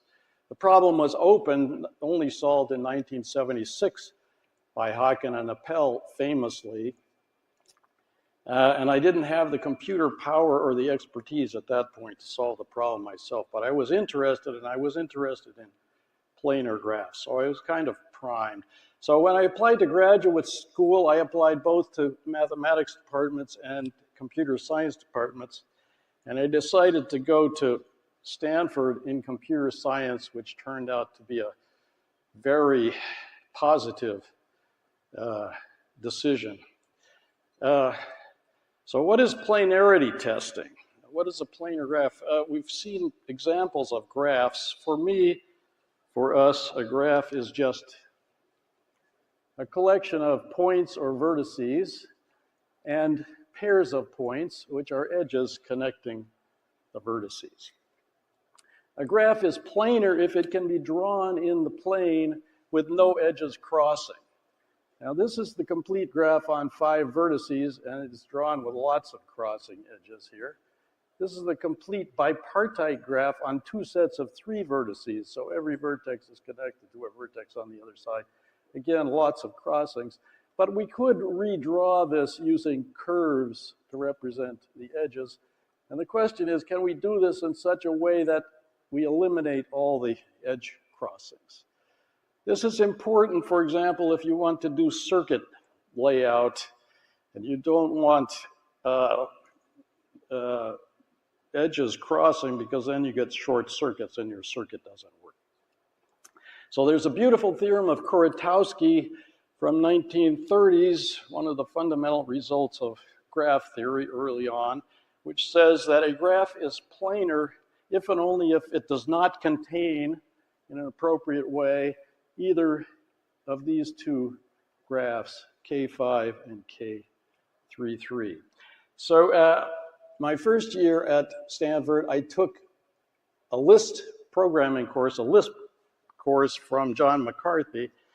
And as his final project, one of the options was write a program to decide, given an input graph, whether it's planar or not. And we had talked a bit about Kuratowski's theorem. Now, the problem with using Kuratowski's theorem to test for planarity is, if you do it in an obvious way, you have to try all possible 5 vertices, that's n to the 5th, and all possible 6 vertices, that's n to the 6th. Plus, the requirement is these edges map into paths in the graph. So the computational complexity of actually trying to use Kuratowski's theorem to do a constructive test is a challenge. And none of my fellow students managed to build a program that actually worked successfully based upon the Kuratowski criterion. This is one difference between what I do as mathematics, but the goal is somewhat different. This is a beautiful characterization, and it's even constructive, but it's not efficiently constructive. So I discovered this paper by Lempelevan and Cedarbaum, which gives an algorithm for planarity testing. It runs in quadratic time if it's implemented carefully, and I was able to implement this algorithm, get an A in the course. So I was primed to think about this question. After my first year, I was ready to start working on my PhD thesis, and fortunately for me, John Hopcroft, who was a professor at Cornell, recently retired from Cornell, who's a great advocate of Chinese science and education, by the way, came to Stanford on sabbatical. So we started talking about graph problems, graph algorithms, and we began investigating depth-first search. Now, depth-first search goes back to Greek mythology, and I would just like to read you what Google AI is telling me about this. This is the thread of Ariadne. So in Greek mythology, Ariadne's thread refers to the solution provided by Ariadne to Theseus, allowing him to navigate the labyrinth and defeat the Minotaur. So Theseus starts at the entrance to the maze, follows a path through the maze, unwinding a thread behind him. When he hits a dead end, he backs up, goes in a different direction. Ultimately, he kills the Minotaur and is able to find the path following the thread back to the entry to the maze. Now, this is just depth-first search, an easy idea, but it has mathematical properties that we started to study. So here is a graph. And if we do a depth-first search, here's a possible visit order. We start at A, we go to C, we go to G. We have to back up because there's nowhere else to go. We get back to G, we can go to D. We have 2 choices here. We go to D, we go to H, we go to I, and so on. When we reach a dead end or we reach a place where we've traversed all the outgoing edges, we back up and keep going. So the rule is we always keep going from the most recently visited place from which we can go to someplace new. Now this imposes a structure on the graph And on an undirected graph, it partitions the edges into two kinds. The tree edges, which are the ones that lead us to a new vertex when we traverse them. In this case, the black edges. And the non-tree edges, which lead to a previously visited vertex when we traverse the edge. And every one of these red edges forms a cycle in this graph. And indeed, the graph is acyclic if and only if there are no red edges. In this case, it forms a tree, and we get a rooted spanning tree, rooted at the starting vertex. So we went back to investigate the planarity testing problem, armed with this knowledge of depth-first search as a possible technique and some idea of the structure of depth-first search. So here's a way to do planarity testing via path insertion. We have the Jordan curve theorem, another beautiful result in mathematics, which characterizes the plane. It says that any simple closed curve divides the plane into two connected regions, the inside and the outside. And if we have any path whose ends are on the simple closed curve, but these are the only intersection points, it has to be either entirely on the inside, as indicated here, or entirely on the outside if it's not going to cross this curve. That is, if it were to go from the inside to the outside other than at the ends, it would intersect with this curve. All right, so if we have a pair of different edges, of different paths that intersect only at the endpoints, this curve, then either they're independent in the sense that we can put one on the inside or the outside and the other one can be on either side, or else the ends intersect, overlap in a way such that we have to put, if we put one curve on the inside, the other one has to go on the outside and vice versa. All right, so this suggests an algorithm in which we find an initial curve and then we partition the graph into paths, edge disjoint paths, and then we try to insert the paths one at a time and keep track of all possible flippings, embeddings. Now, the number of possible embeddings can be exponential. So in order to keep track of them, we need a data structure. We were able to use depth-first search to do the partition into paths to then feed to the planarity testing algorithm. Depth-first search runs in linear time in the size of the graph. And then by an appropriate data structure, we were able to implement this other planarity testing algorithm based upon repeatedly inserting paths into the graph. Now, the algorithm did not, we did not invent the algorithm, but we invented the implementation, combining depth-first search with the appropriate data structure to reduce the running time from what was previously n cubed, actually, all the way to linear time, which is the best that can be achieved because you have to look at the entire graph structure. This ended up being my PhD thesis. I should say that one important point here is the notion of measuring the efficiency of an algorithm by the running time in terms of the number of steps taken by the computer and ignoring constant factors. Don Knuth, who's kind of the parent of the entire field of studying efficient algorithms, it was the generation before me, and I would say he was more an engineer, even though he's a mathematician, his view of computers is kind of more engineering, and he likes to count steps all the way down to getting the constant factors right. But I think this is not the right level of abstraction. By looking at running time and ignoring constant factors, this turned out to be a very fruitful way to look at not only this problem, but at many similar problems. So this took me a couple of years. We started out with a n log n time algorithm and eventually managed to get the running time down to linear. And there are many other applications of depth-first search. In particular, you can find strong components in a directed graph using depth-first search appropriately. And Don Knuth, when asked what his favorite theorem is, said, I don't have a favorite theorem, but I have a favorite algorithm, and that's Tarjan's linear time algorithm for depth-first search. So I've always taken that as very high praise. Now, it turns out that the Lemel-Eminent-Cederbaum algorithm, the one I implemented for McCarthy's class, can itself be implemented in linear time.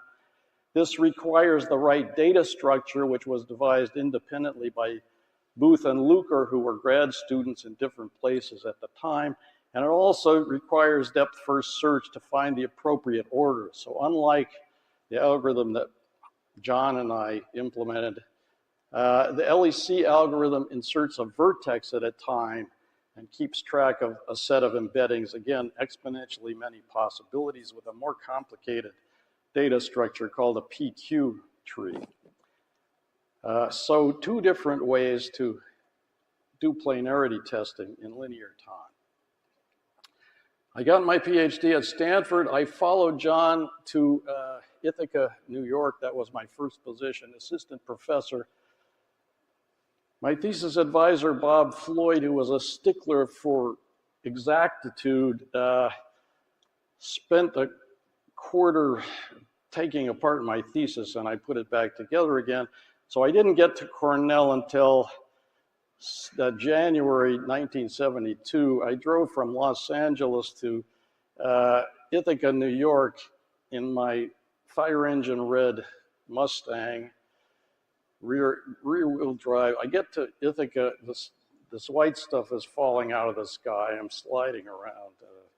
I lasted 2 winters in Ithaca, and then I had to retreat back to beautiful California. So I went from being an assistant professor at Cornell to being a postdoc at Berkeley. I do not recommend this, especially these days, but I had lots of flexibility as a postdoc at Berkeley. In any case, I started looking at this, what is really a data structure problem, disjoint set union problem. So let me describe this. This is a solution to essentially maintaining connected components in undirected graphs where the graphs are not static, but they're changing over time. We're adding edges. So we want to maintain the connected components. These are just the set of vertices that are mutually reachable. We can get from one vertex to another by walking along edges. We'll see an example here. We want to keep track of the connected components as edges are added. Think of the Facebook friendship graph. Well, we'll get to that. So here's a graph. How many connected components? I'll take a shouted answer. 3, thank you. How many connected components? 3. Thank you. How many connected components?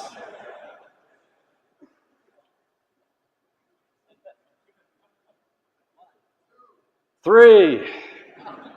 How many connected components? What if the graph is really big? Yes, so we're interested in very large computational problems. We require efficiency. Anything beyond linear time, or even maybe sublinear time, you can't keep track of the connected components of, say, the Facebook graph without a very efficient solution. So here's an abstraction of this problem, which has many other applications, the disjoint set union problem. We want to maintain a collection of elements, each in a singleton set initially, and we're going to start putting the sets together by set union, but we're maintaining disjointness. So this is a partition of the initial set. We want to do 2 operations. One is, given an element, find the set containing it. That's the query. And the update operation is, given 2 sets, combine them, take their union, form a bigger set. So we start out with singletons, putting things together, maybe eventually the whole thing is all one set. So to keep track of the sets, this is one way to do it, which is general enough. We'll maintain for each set a distinguished element, which we'll call its leader. So a find operation returns the leader of the set containing the given element. We can associate with the leader any information we want, such as the size of the set or the name of the set or anything else. And the unite operation is given two elements. If they're in different sets, we put the sets together and we choose a leader for the new set. Now, one important thing about this formulation is the algorithm gets to choose the leader. We can build on top of this the possibility of the user choosing the leader, but this is a nice way to define the problem. So how do we maintain connected components using a data structure to solve the disjoint set problem? Well, every vertex is an element, starts out disconnected. If we want to add an edge, we just do a unite, which combines the two sets, the two connected components containing the two given vertices. And to determine whether two vertices are in the same set, that's a find. We find one, we find the other, we ask if the results are the same. We find the leader of the one, the leader of the other. If they're the same, they're in the same set, they're in the same connected component. If not, no. Now there's this beautiful data structure to solve the disjoint set problem. We represent the set, each set by a rooted tree with a minimalist representation. So every node in the set, every element, every vertex in the set has a pointer to another element in the set, such that there are no cycles. So there's a single root and all paths lead to the root. And we can make the root self-pointing if we want to. So to do a find, and the root is the leader of the set. To do a find, we just follow the path to the root, which is the leader. To put two sets together, we do two finds on the two leaders. Either we get to the same vertex, or else we get to two different vertices, and then we can make one point to the other. And we have the choice as to which way to do the pointing. So very simple data structure. But this can lead to inefficiency because if we're not, it's a very general algorithm, especially because at least we have this ability to make the pointer go in either direction when we do a unite operation. If we're not careful, we can build a very long path, and then every find takes linear time because we have to walk up the entire path. The unite, once we do the two finds, we do the link, that's constant time, but it's the finds that are expensive, potentially. So there are two different ways to improve things. One is to do the linking in a clever manner. The original, again, this data structure is not mine, but the analysis is what I did. The original efficient linking strategy kept track of the size of each set and always linked the root of the smaller set to the larger set. That's an indirect way to get the same improvement as this alternative, which is we're interested in the path lengths. So let's keep track of the depth, the maximum path length in each tree, and we'll link the shallower one to the deeper one. I'll call that linking by rank. This is in a paper by Von Leven and I. This actually came a bit later, but it has the same effect as linking by size. It's more efficient to implement. Now here's the interesting idea. So this is a very local operation. We don't care what the tree structure is. We would like the trees to be flat. If the trees are flat, if we can get directly to the root, then the finds are constant time. But when we link the trees together, we're growing these long paths. But if I walk up a path to a root, I can make all nodes along the path point directly to the root. And then the next time I do a find on anything on this path, I get the answer directly. That beautiful idea is called path compression. It was independently discovered by Tritter, who was an IBM engineer, and Doug McElroy, who was at Bell Labs. And here's a picture. So here's a tree or a piece of a tree. If I do a find on vertex 1, I got to walk up this long path.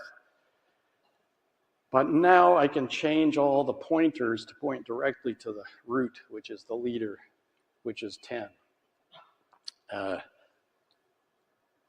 So I end up with this tree, which is much flatter, and now I get the answer immediately for 1, 2, 5, and 8. And the only way to make the paths longer from 1, 2, 5, and 8 is to add more stuff on top. But if I'm doing linking by rank, I'm essentially doubling the tree size every time. So now the question is, how efficient is this data structure?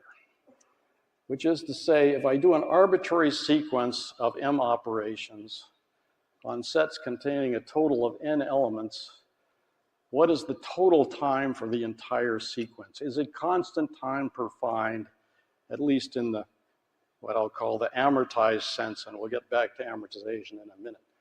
So this was an open problem 1970-ish or so, and people thought that the answer was linear, indeed linear, and there was actually a bogus proof of linearity. And I got interested in this when I was an assistant professor at Cornell. Here's the history of bounds on this problem. Incorrect upper bound of constant. Mike Fisher pointed out the bug in the incorrect proof and got a log n. This is time per find, per operation. So we multiply this by the number of operations. Log n. Hopcroft and Ullman got a bound of log star n. This is the number of times we iterate the logarithm to get to 1. So this is effectively constant already. But I was able to show that the real answer is the inverse of Ackermann's function. And I'll tell the story in a minute. And later, much later, Seidel and Schrödinger came up with an alternative upper bound proof, which is, I think actually is the same analysis as the one that I did, just reinterpreted. But that's one question I'm still investigating. In any case, what is this alpha function? Now, this is a crazy thing. This is the unreasonable effectiveness of mathematics. In the 1930s, people were trying to define how computation, what is an algorithm? What is computation? This came from Hilbert's problems from the 1900s, yes? So logicians, so Turing's answer, the computer science answer, is an algorithm is a Turing machine. The logicians came up with a different but equivalent answer. An algorithm is a general recursive function on the integers. I don't want to define that, but the question was, do you need recursions that involve more than one function is essentially the inverse.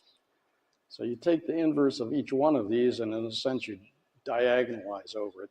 This function is growing within, but not in a way that you can discover by running any kind of computer experiment. So I was able to prove that this crazy function is really, gives us the running time for this beautiful, simple, practical algorithm. And how did I do this? First, I thought about this question, what if the answer is not constant per operation? How would we build a counterexample? We'd build a counterexample to show that for every possible k, k1, 2, 3, 4, and so on, we can construct an example where we can do a linear number of operations of cost k, which is to say a linear number of finds, each one of them having k vertices on the path.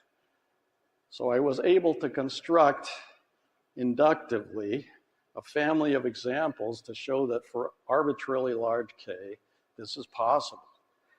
And the size of the examples grows so slowly, it doesn't really depend upon the details of how you define the rapidly growing function. So that part was straightforward, and it took me 2 years. That I did when I was at Cornell. 2 years, 2 winters were enough. I decided to go back to California. It's May of 1973. I'm driving out of Ithaca. What do I see in the sky? Beautiful puffy flakes.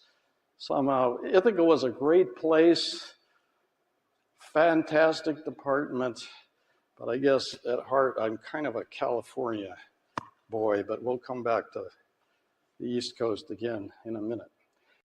So it took me 2 years, pretty much the whole time I was at Berkeley as a postdoc, to figure out how to prove that this was really the answer. This is not only a lower bound, but it's the upper bound.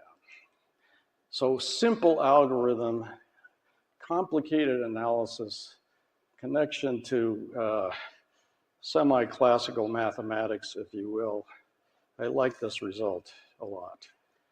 So after my 2 years at Berkeley, I had the opportunity to go back to Stanford now as an assistant professor, and I had some brilliant grad students. I spent 5 years there, and then my wife at the time liked the East Coast. I took a sabbatical, went to Bell Labs. They made me a permanent offer, so I moved to the East Coast at that point and spent 5 full-time years and another 5 part-time years in the amazing environment of Bell Labs. You know, Professor Gross the other day was at Bell Labs, and he went to Stanford. I did the reverse. Small world somehow. In any case, here's the next part of the story. This idea, what happened with the set union algorithm? We've got these individual operations, some of which take long time. We can easily construct a bad individual example. But if you do a lot of operations, there's some kind of time averaging so that the total time for the sequence is inexpensive. So I was working with Danny Slater, brilliant grad student. He joined me at Bell Labs when I moved. He's now a professor at Carnegie Mellon. We took a more systematic view of what was going on here and formalized the notion of amortized analysis. This was based upon work he did in his PhD thesis on network flow algorithms, where we invented another data structure, the linked cut tree data structure, to help keep track of paths of flow in network flow problems. So what is the idea here? What is amortization? When doing a sequence of operations, as in the disjoint set situation, we may not care about the cost of individual operations. Our goal is to minimize the total cost of the sequence. So we can afford expensive operations if they're rare enough, if there are enough cheap ones. Can we use this idea in the design and analysis of data structures? So just as Hopcroft and I formalized and studied the properties of depth-first search and then used it in as many places as we could to build fast graph algorithms, we wanted to take this idea and see where we could apply it. So amortize comes from medieval Latin, to reduce to the point of death. In financial situations, you think of paying off a mortgage. You borrow a big lump sum and you pay it down in equal monthly installments. So in analysis of algorithms, we applied this term to mean to pay for the total cost of a sequence of operations by charging each operation an equal or appropriate amount. There are at least 2 different nice formalizations of this. We can think of the banker's view, where you have a coin-operated computer and you get a stack of money that you put into the computer and pay for operations. If the operation finishes early, you've got extra coins to pay for later operations.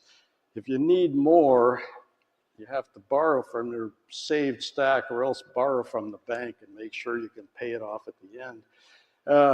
Danny, who was an undergraduate physics major at University of Illinois Urbana-Champaign, he was an undergraduate physics major. Physics has this notion of potential and kinetic energy. Ball at the top of the hill, stationary, high potential energy in terms of gravity, low kinetic energy. Give it a nudge, it starts rolling. The potential energy turns into kinetic energy. In the same way, we can think of a high potential data structure in which we can do expensive operations, but by doing an expensive operation, we reduce the potential of the data structure. And this notion of the potential of a data structure or the state of a computation has turned out to be extremely valuable in many contexts. So let's see one. So we can allow data structures that are temporarily out of balance or inefficient as long as this happens rarely. We applied this idea to the binary search tree. So what is a binary search tree? Whoops, what happened here? Here's a binary search tree. This is a data structure to store information. I want to store, in this case, the set of letters.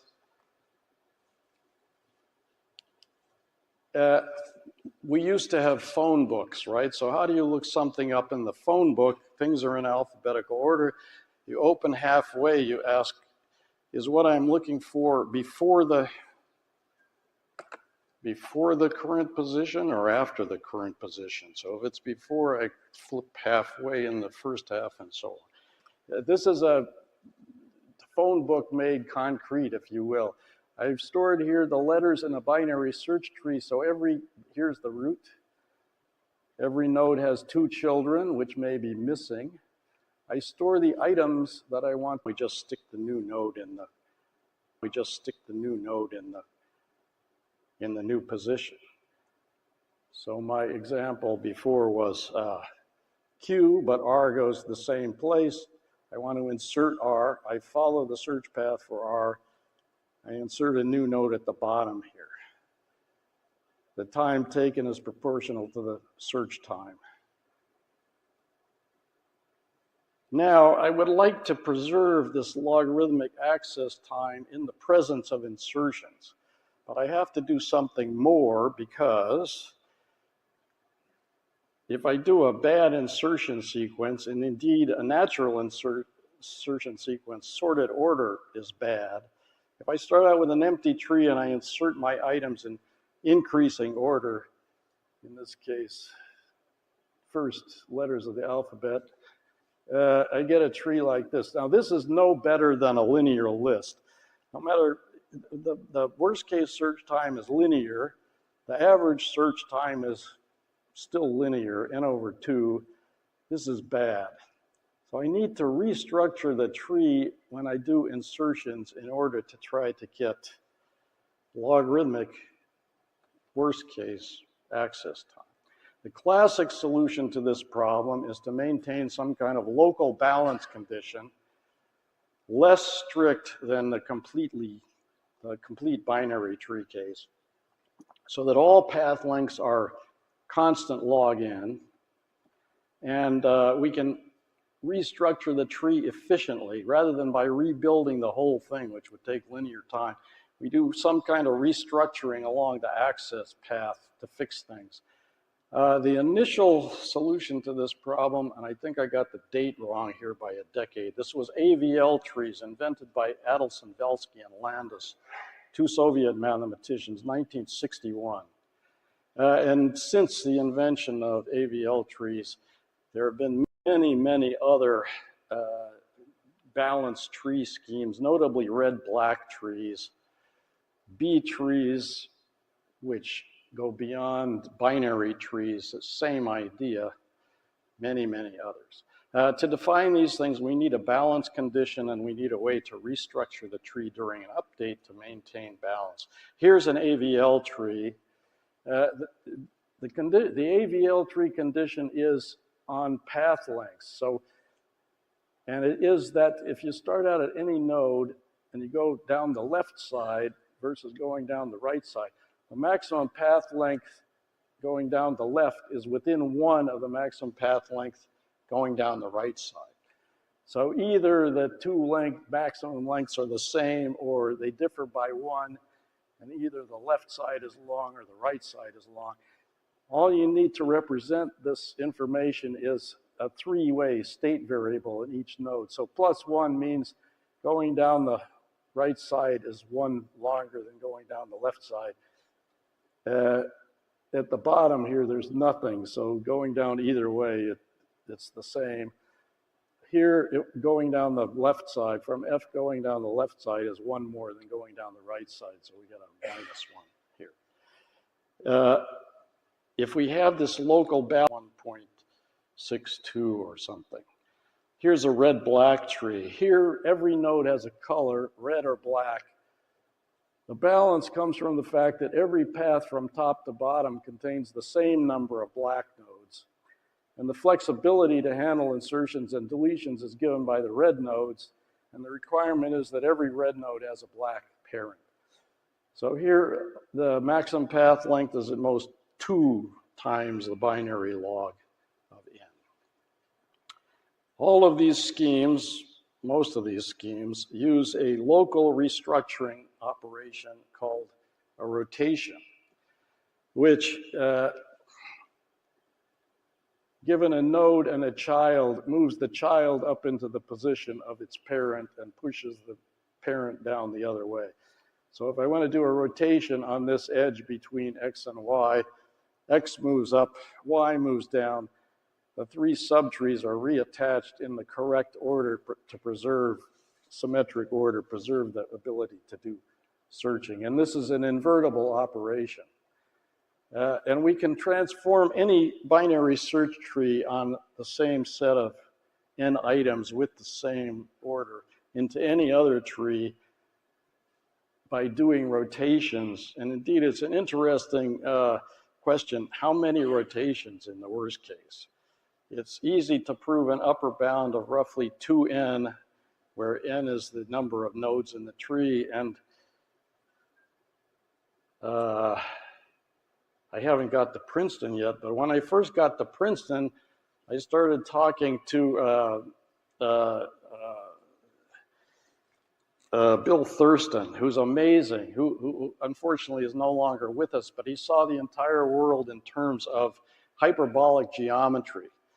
And we were able to obtain, together with Danny and Bill, a lower bound for this rotation distance problem, which uses volume and hyperbolic space to get the lower bound. Again, the way rebalancing works, roughly, at a high level, is whenever we do an insertion, we keep track of the balance information. If the balance information gets violated, out that you only need 1 or 2 of these rotations to repair things after an insertion. The process is bottom up. With red-black trees, it also takes only a constant number of rotations. They have the advantage that if you do a deletion, you can also repair things using only a constant number of rotations. With AVL trees, you may need a logarithmic number of rotations to fix things after a deletion. So all these schemes guarantee. Here are some drawbacks of these classic solutions. First of all, there are many cases, typically 6 for insertion and 8 for deletion, to do the fixings when you're doing an insertion or deletion. You need to store balance information, 2 bits with AVL trees, 1 bit only with red-black trees, and you can hide the bits actually in other parts of the data structure. But here's the most interesting part. In typical situations, access is not uniform. These data structures are designed to minimize or make the worst case the most efficient.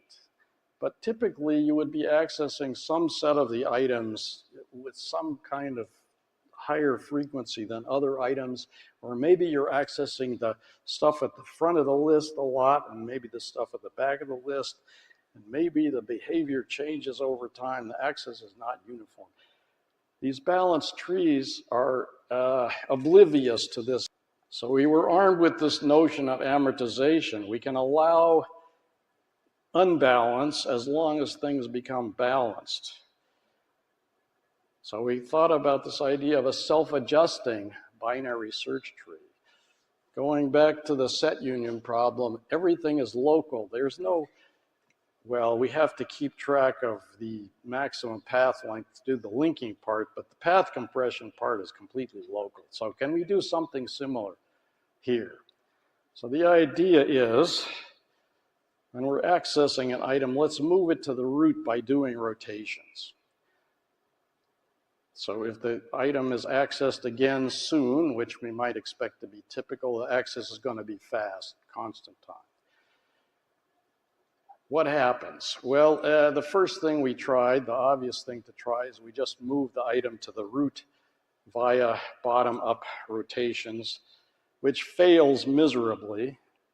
If we start out with this tree,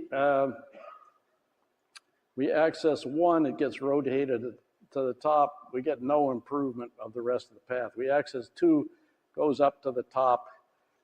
We access three, it's now one step closer to the root. I'm accessing in order, 1, 2, 3, 4, and so on, right? Every access moves the next item, but only one step closer to the root, so that by the time we get done accessing all items, we're back to the original tree. And into this idea, which we call splay trees, it's always nice to come up with good, simple names. Marketing is sometimes useful. In any case, splay means to spread out. The idea here is that the splay operation is going to access an item, move it all the way to the root, and spread out everything along the access path. It has the property that it splits the access path essentially into two parts. Everybody moves up at least halfway to the root, and nobody gets pushed down very much. And the way it works is, instead of doing the rotations one at a time, bottom up, we do them two at a time, bottom up. But we reverse the order depending upon the local situation. So here are the cases. X is the item that we're trying to access. We're going to move it all the way to the top. If we're one step away from the root, we rotate it so that it's now the root, and that's the end. If we're at least 2 steps away from the root, there are 2 cases depending upon whether the 2 edges going up from X are in opposite direction, right, left, or left, right, or both in the same direction, left, left here. In what we call the zigzag case, we do the rotations in bottom-up order. So X moves up and it moves up again, and we end up in this configuration. In the zigzag case, we access X, we do the top rotation first. So we rotate Y over Z, and then we rotate X up, and the result is this picture. Now this maybe you think is going to help with the balance. This is not so obvious locally. You have to look at a long sequence of these things to see that you might get some improvement out of this. Here's a picture drawn by George Stolfi, an artist's conception of a self-adjusting search tree. He drew this for my Turing lecture back in 1986. And if you look carefully, actually, it doesn't represent rotations. So I challenge the artists among you to come up with a more accurate representation of what would happen in a rotation in terms of this sort of picture. So here is what a splay does on, this is a pure zigzag case. So we're going to move 4 up to the top, and we do the rotations bottom up. So first, 4 moves up to where 5 is, and 3 and 5 get split. Then 4 moves up to where 6 is, and 2 and 4 get split, and 4 moves up to the top. So this whole path gets split into 2 equal size paths. Here's the pure zigzag case, which is where the change happens versus purely bottom-up rotation. So we access 1, it moves up past 3 and 2, but 2 and 3 also change position. Now we see something interesting happening because 1 moves up to here, and 4 and 5 both move down, and then 1 moves up to here, and 6 and 7 move down. There's this pairing process that is going on here. 2 and 3 get hooked together, 4 and 5, 6 and 7. Again, everybody on this path, except for the ones very near the root, in particular 7 moves down, but only by 2 steps. The ones that are deep down, their distance to the root is halved. So everybody on the access path has their distance to the root improved. That's the local property. This is a heuristic so far, but we were able to analyze this and to show that if you do m arbitrary operations, the total time required is linear, even though individual operations can be expensive. Sorry, not linear. Log n per operation. So the same as a balanced tree with no explicit balance condition. So here's an example of if we're happy with amortized performance, we got a data structure with no balance, no explicit balance that is kind of self-balancing. But it also somehow exploits bias in the access sequence. So for example, you can prove that if the items are accessed with fixed but different probabilities, you could, if you know ahead of time what the probabilities are, what the actual access frequencies are, you could build a fixed static tree to minimize the total access time. This data structure doesn't know anything about the long run or the future, but somehow it adjusts so that its total performance is within a constant factor, a small constant factor of the best possible. And there are other similar results that we were able to prove for various space and time locality properties in the access sequence. So naturally, one wants to ask, how good is this data structure? And being an optimist, we conjectured that indeed, as compared to any binary search tree algorithm, this data structure is optimum to within a constant factor. So here is the setup. There's an arbitrary initial tree. There's a sequence, let's say accesses, although you can think about insertions and deletions as well. I want to perform this sequence of accesses on this tree. As I walk down a path, the cost is 1 per node on the access path. I have to get to the item. Anytime I want, I can do a rotation. That also costs 1. So my total cost is the sum of the access path lengths plus the total number of rotations. I have complete knowledge. I've got the entire access sequence. Hypothetically, this is a finite problem. I can compute the best possible algorithm. The conjecture is that no matter what the initial tree is, and no matter what the access sequence is, this simple self-adjusting mechanism, which operates online, so we can implement it, not knowing the future, retrospectively, it's going to minimize the total running time to within a constant factor, which also seems to be small. So this conjecture is my favorite open problem in data structures. It's been open since we proposed it in 1986. I do not necessarily recommend it to prospective PhD students, but I am hoping that someone will solve it in my lifetime. I think the answer has to be yes, and here's one reason to think so. Let's think about properties of the optimum algorithm. I have this access sequence. Let's suppose I delete some of the accesses, right? So fewer things to do. This is a simpler sequence.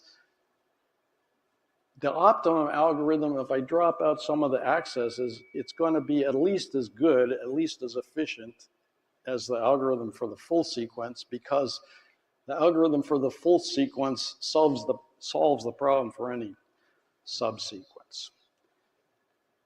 If you could prove that the same or a weaker version of the same thing is true for splay, splay would have this dynamic optimality property. Now, splay does not have strict monotonicity. That is, you can construct examples where you drop some of the accesses and the splay algorithm actually costs more. But I think the best anybody has achieved as the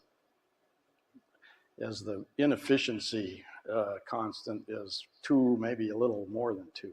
But if you can prove that splay is monotone to within a constant factor, that is, there is some constant factor such that if you drop accesses from a sequence, you only increase the total time by the given constant factor independent of the problem.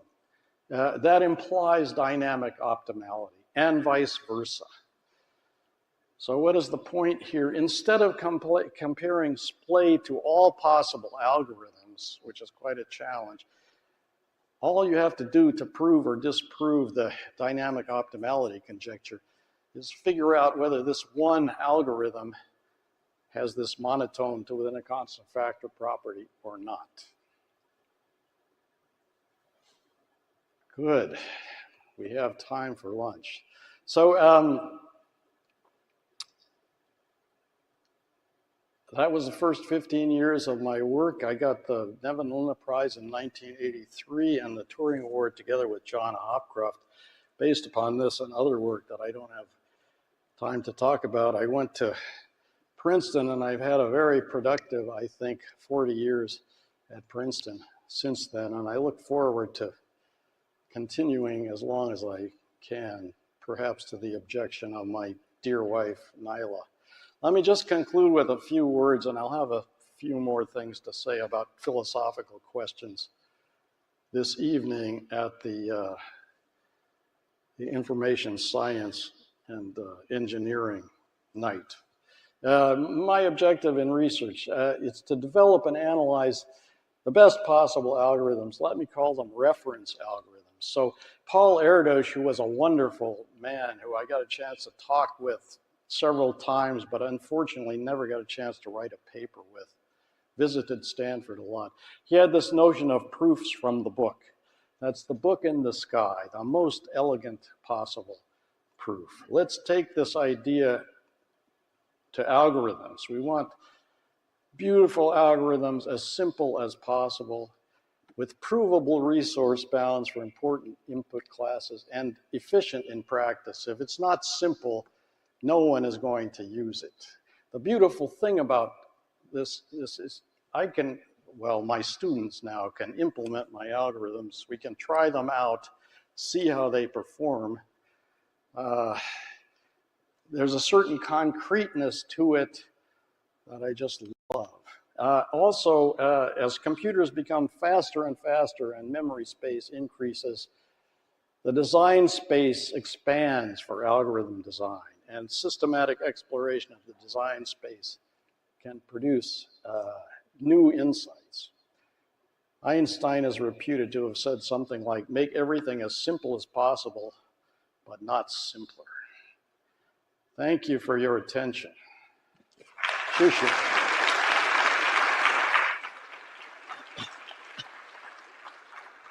Yeah, thanks, Bob. This is a beautiful lecture again. Let's have questions from the floor.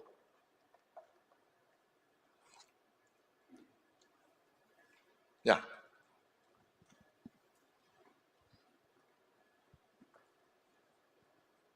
Thank you. I'm interested in your conversation with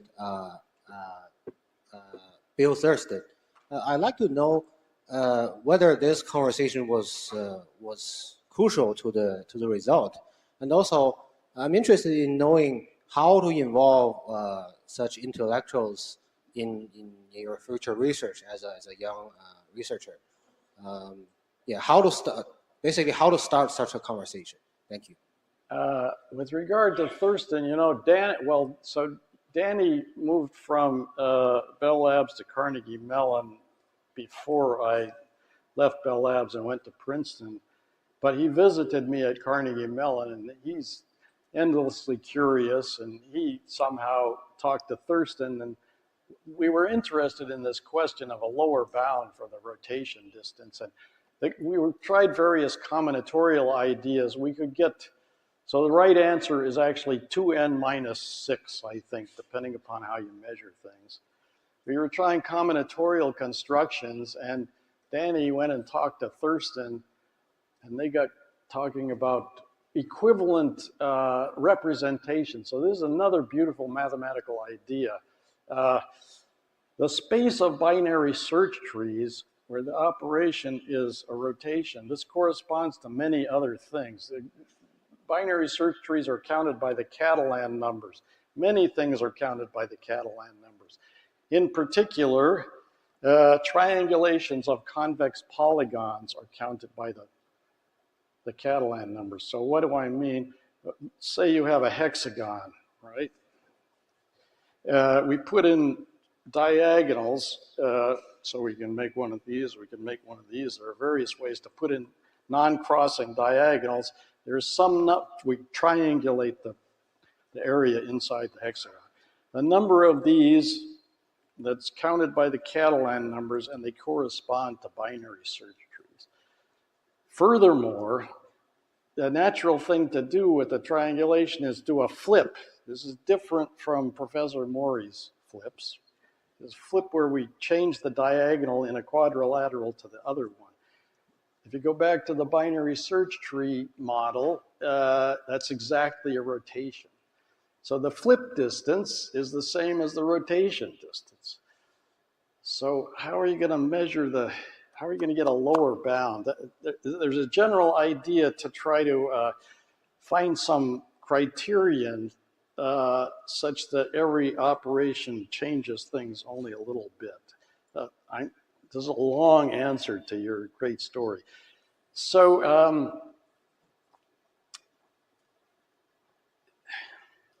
I have to tell it though.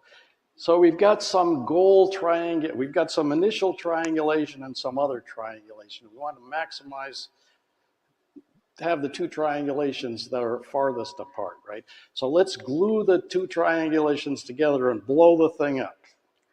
Now we've got some kind of three-dimensional polyhedron, and now the flips correspond to chopping up the polyhedron into tetrahedra, as it turns out. So the number of tetrahedra is the same as the flip distance. So we need a lower bound on the number of tetrahedra to chop up a certain kind of polyhedron. So you could do a volumetric argument. Compute the volume of your polyhedron, divide by the maximum possible volume of a tetrahedron, and that gives you a lower bound. Doesn't work in Euclidean space. Amazingly, it works in hyperbolic space. So we got this simple volumetric lower bound argument that gave us this result. So in regard to your second question, don't be shy. Go talk to people in your department, colleagues, people everywhere. Read a lot. I believe in reading with skepticism. Challenge everything. Well, that's beautiful explanation by Bill Thurston. And well, Thurston got the Fields Medal the same year with Bob Targent getting the Neverland Prize. He's sitting on my left. You're sitting on my right. Other questions? Yeah.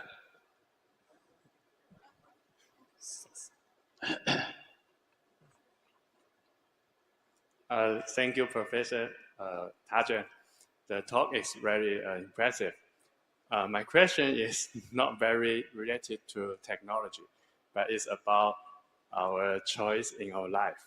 So the question is, what's the most difficult choice in your 50-year career, 50-year life? Thank you.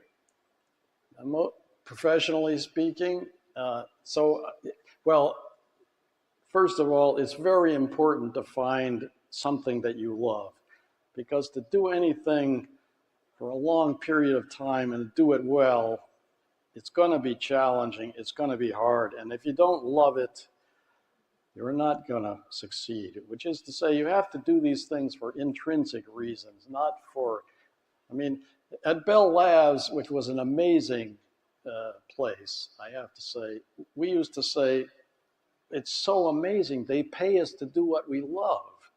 People didn't care so much about the salaries. It was just the opportunity to do research in a great environment with amazing colleagues. The most challenging decision I ever made, well, the critical one was to not be a math major as a PhD student. Although I applied to various places, had I gotten into a math department, it would have been Wisconsin or Berkeley, or had I gone. I mean, I got into both of them. I think I would have ended up doing the same thing. So maybe it was not critical at the end, but I think the decision to pursue the kind of mathematics that comes up in algorithm analysis, that was extremely important. I think going to Bell Labs was important also, even though I was not fond of being willing to move at the right time. I mean, I gave up Cornell to move to Berkeley. I went from assistant professor to postdoc, which again, I don't recommend, but you have to be willing to change, I think, if you are unhappy for one reason or another. Well, if you come to Berkeley, you would be classmate of Bill Thurston. I'll tell you another story. So I went to Berkeley, and I was at Berkeley for a year, and at that point, Stanford offered me assistant professor. Berkeley offered me a non-tenured associate with promise of tenure after 1 year. I was told by my lots of colleagues, oh, you should go to Stanford. I think had I stayed at Berkeley, I would never have gone back to the East Coast, for better or worse. So I followed advice and went to Stanford, which was a great place, although it was a challenge in certain ways. Well, Stanford was a great place also. I was there. I was there in Stanford. Again, the small world phenomenon. Professor Yao knows everybody. It's amazing. Any other questions? Can I ask a quick? Can I ask a question? So I apologize in advance. I'm not a data scientist nor data engineer. And my question is, you showed like a lot of broad concepts about, runtime as well as optimizations and amortization, for example, as well. And I was wondering if this also applies to highly parallelized processing in GPUs, for example. Is it like a universal way? Or also, when you look into other, for example, paradigms such as quantum computing, right? Does this also apply universally, or is it completely different? I suspect that the answer is yes. Somehow I've been so busy looking at classical sequential algorithms, I haven't had a lot of time to pursue alternative models. But I think it's very important to look at, for example, memory hierarchies and concurrency. And we do have some results on concurrent algorithms, in particular for the disjoint set union problem, working with a student who was a brilliant undergraduate at Princeton. He's now at Dartmouth as an assistant professor. I think asynchronous concurrency, very interesting problems. I think the advice I would give is don't follow the path of everybody else, right? Look in your own direction. And I think these areas are kind of unexplored. I have, at least in terms of concurrency and memory hierarchies, there's plenty to do. And I'm sure with GPUs also, although I worry that everybody's jumped into the AI bandwagon in various ways. And we're all smart, but we're not as smart as everybody else collectively. So find your own path. That's very important. Quantum computing, I think the results were beautiful. again, I understand my own limits, shall we say. Okay, second question. Yeah.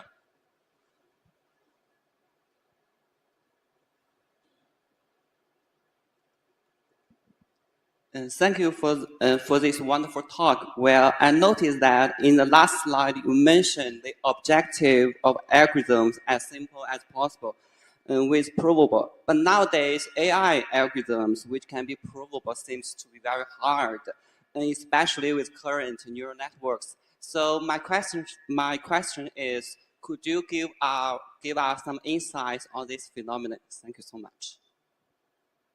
You mean complicated algorithms that run fast about which we can prove nothing?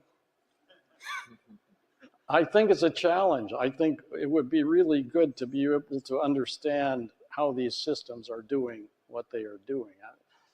This is a challenge to all of you young people out there to help answer this question. It may be that certain kinds of computation, the physicists are seeking the grand unified theory of the universe, right? So I'm an optimist. I believe that there are simple algorithms, efficient algorithms for the problems we are interested in. I'm not convinced that I think the AI is going to really help us be a tool to find the right answers ultimately. But the right answers for some of these problems are going to be simple, elegant, humanly understandable. I'm an optimist on that front. But I see these as incredibly valuable tools that people are trying to understand how to apply to do mathematics and algorithm analysis. Okay, thank you so other much. questions? Yeah.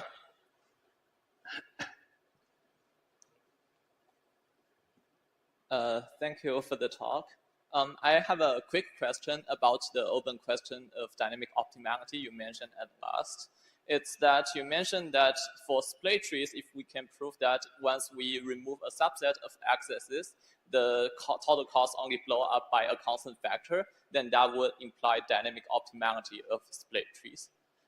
Is this depending on some nice properties of split tree itself, or it generally holds for other binary search tree algorithms as well? I'm not sure this is entirely resolved. I think it should be true for I think it should be true for the greedy algorithm, for example, which is the competitor to splay for dynamic optimality.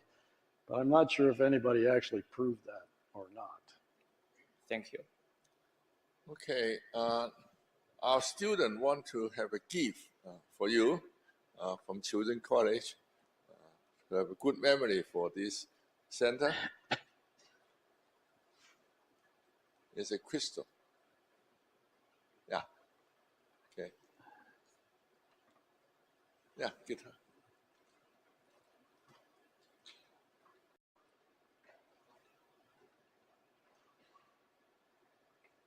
Okay, the ends for today's talk for the distinguished Lifetime Award speakers. Thank you very much. Thank you.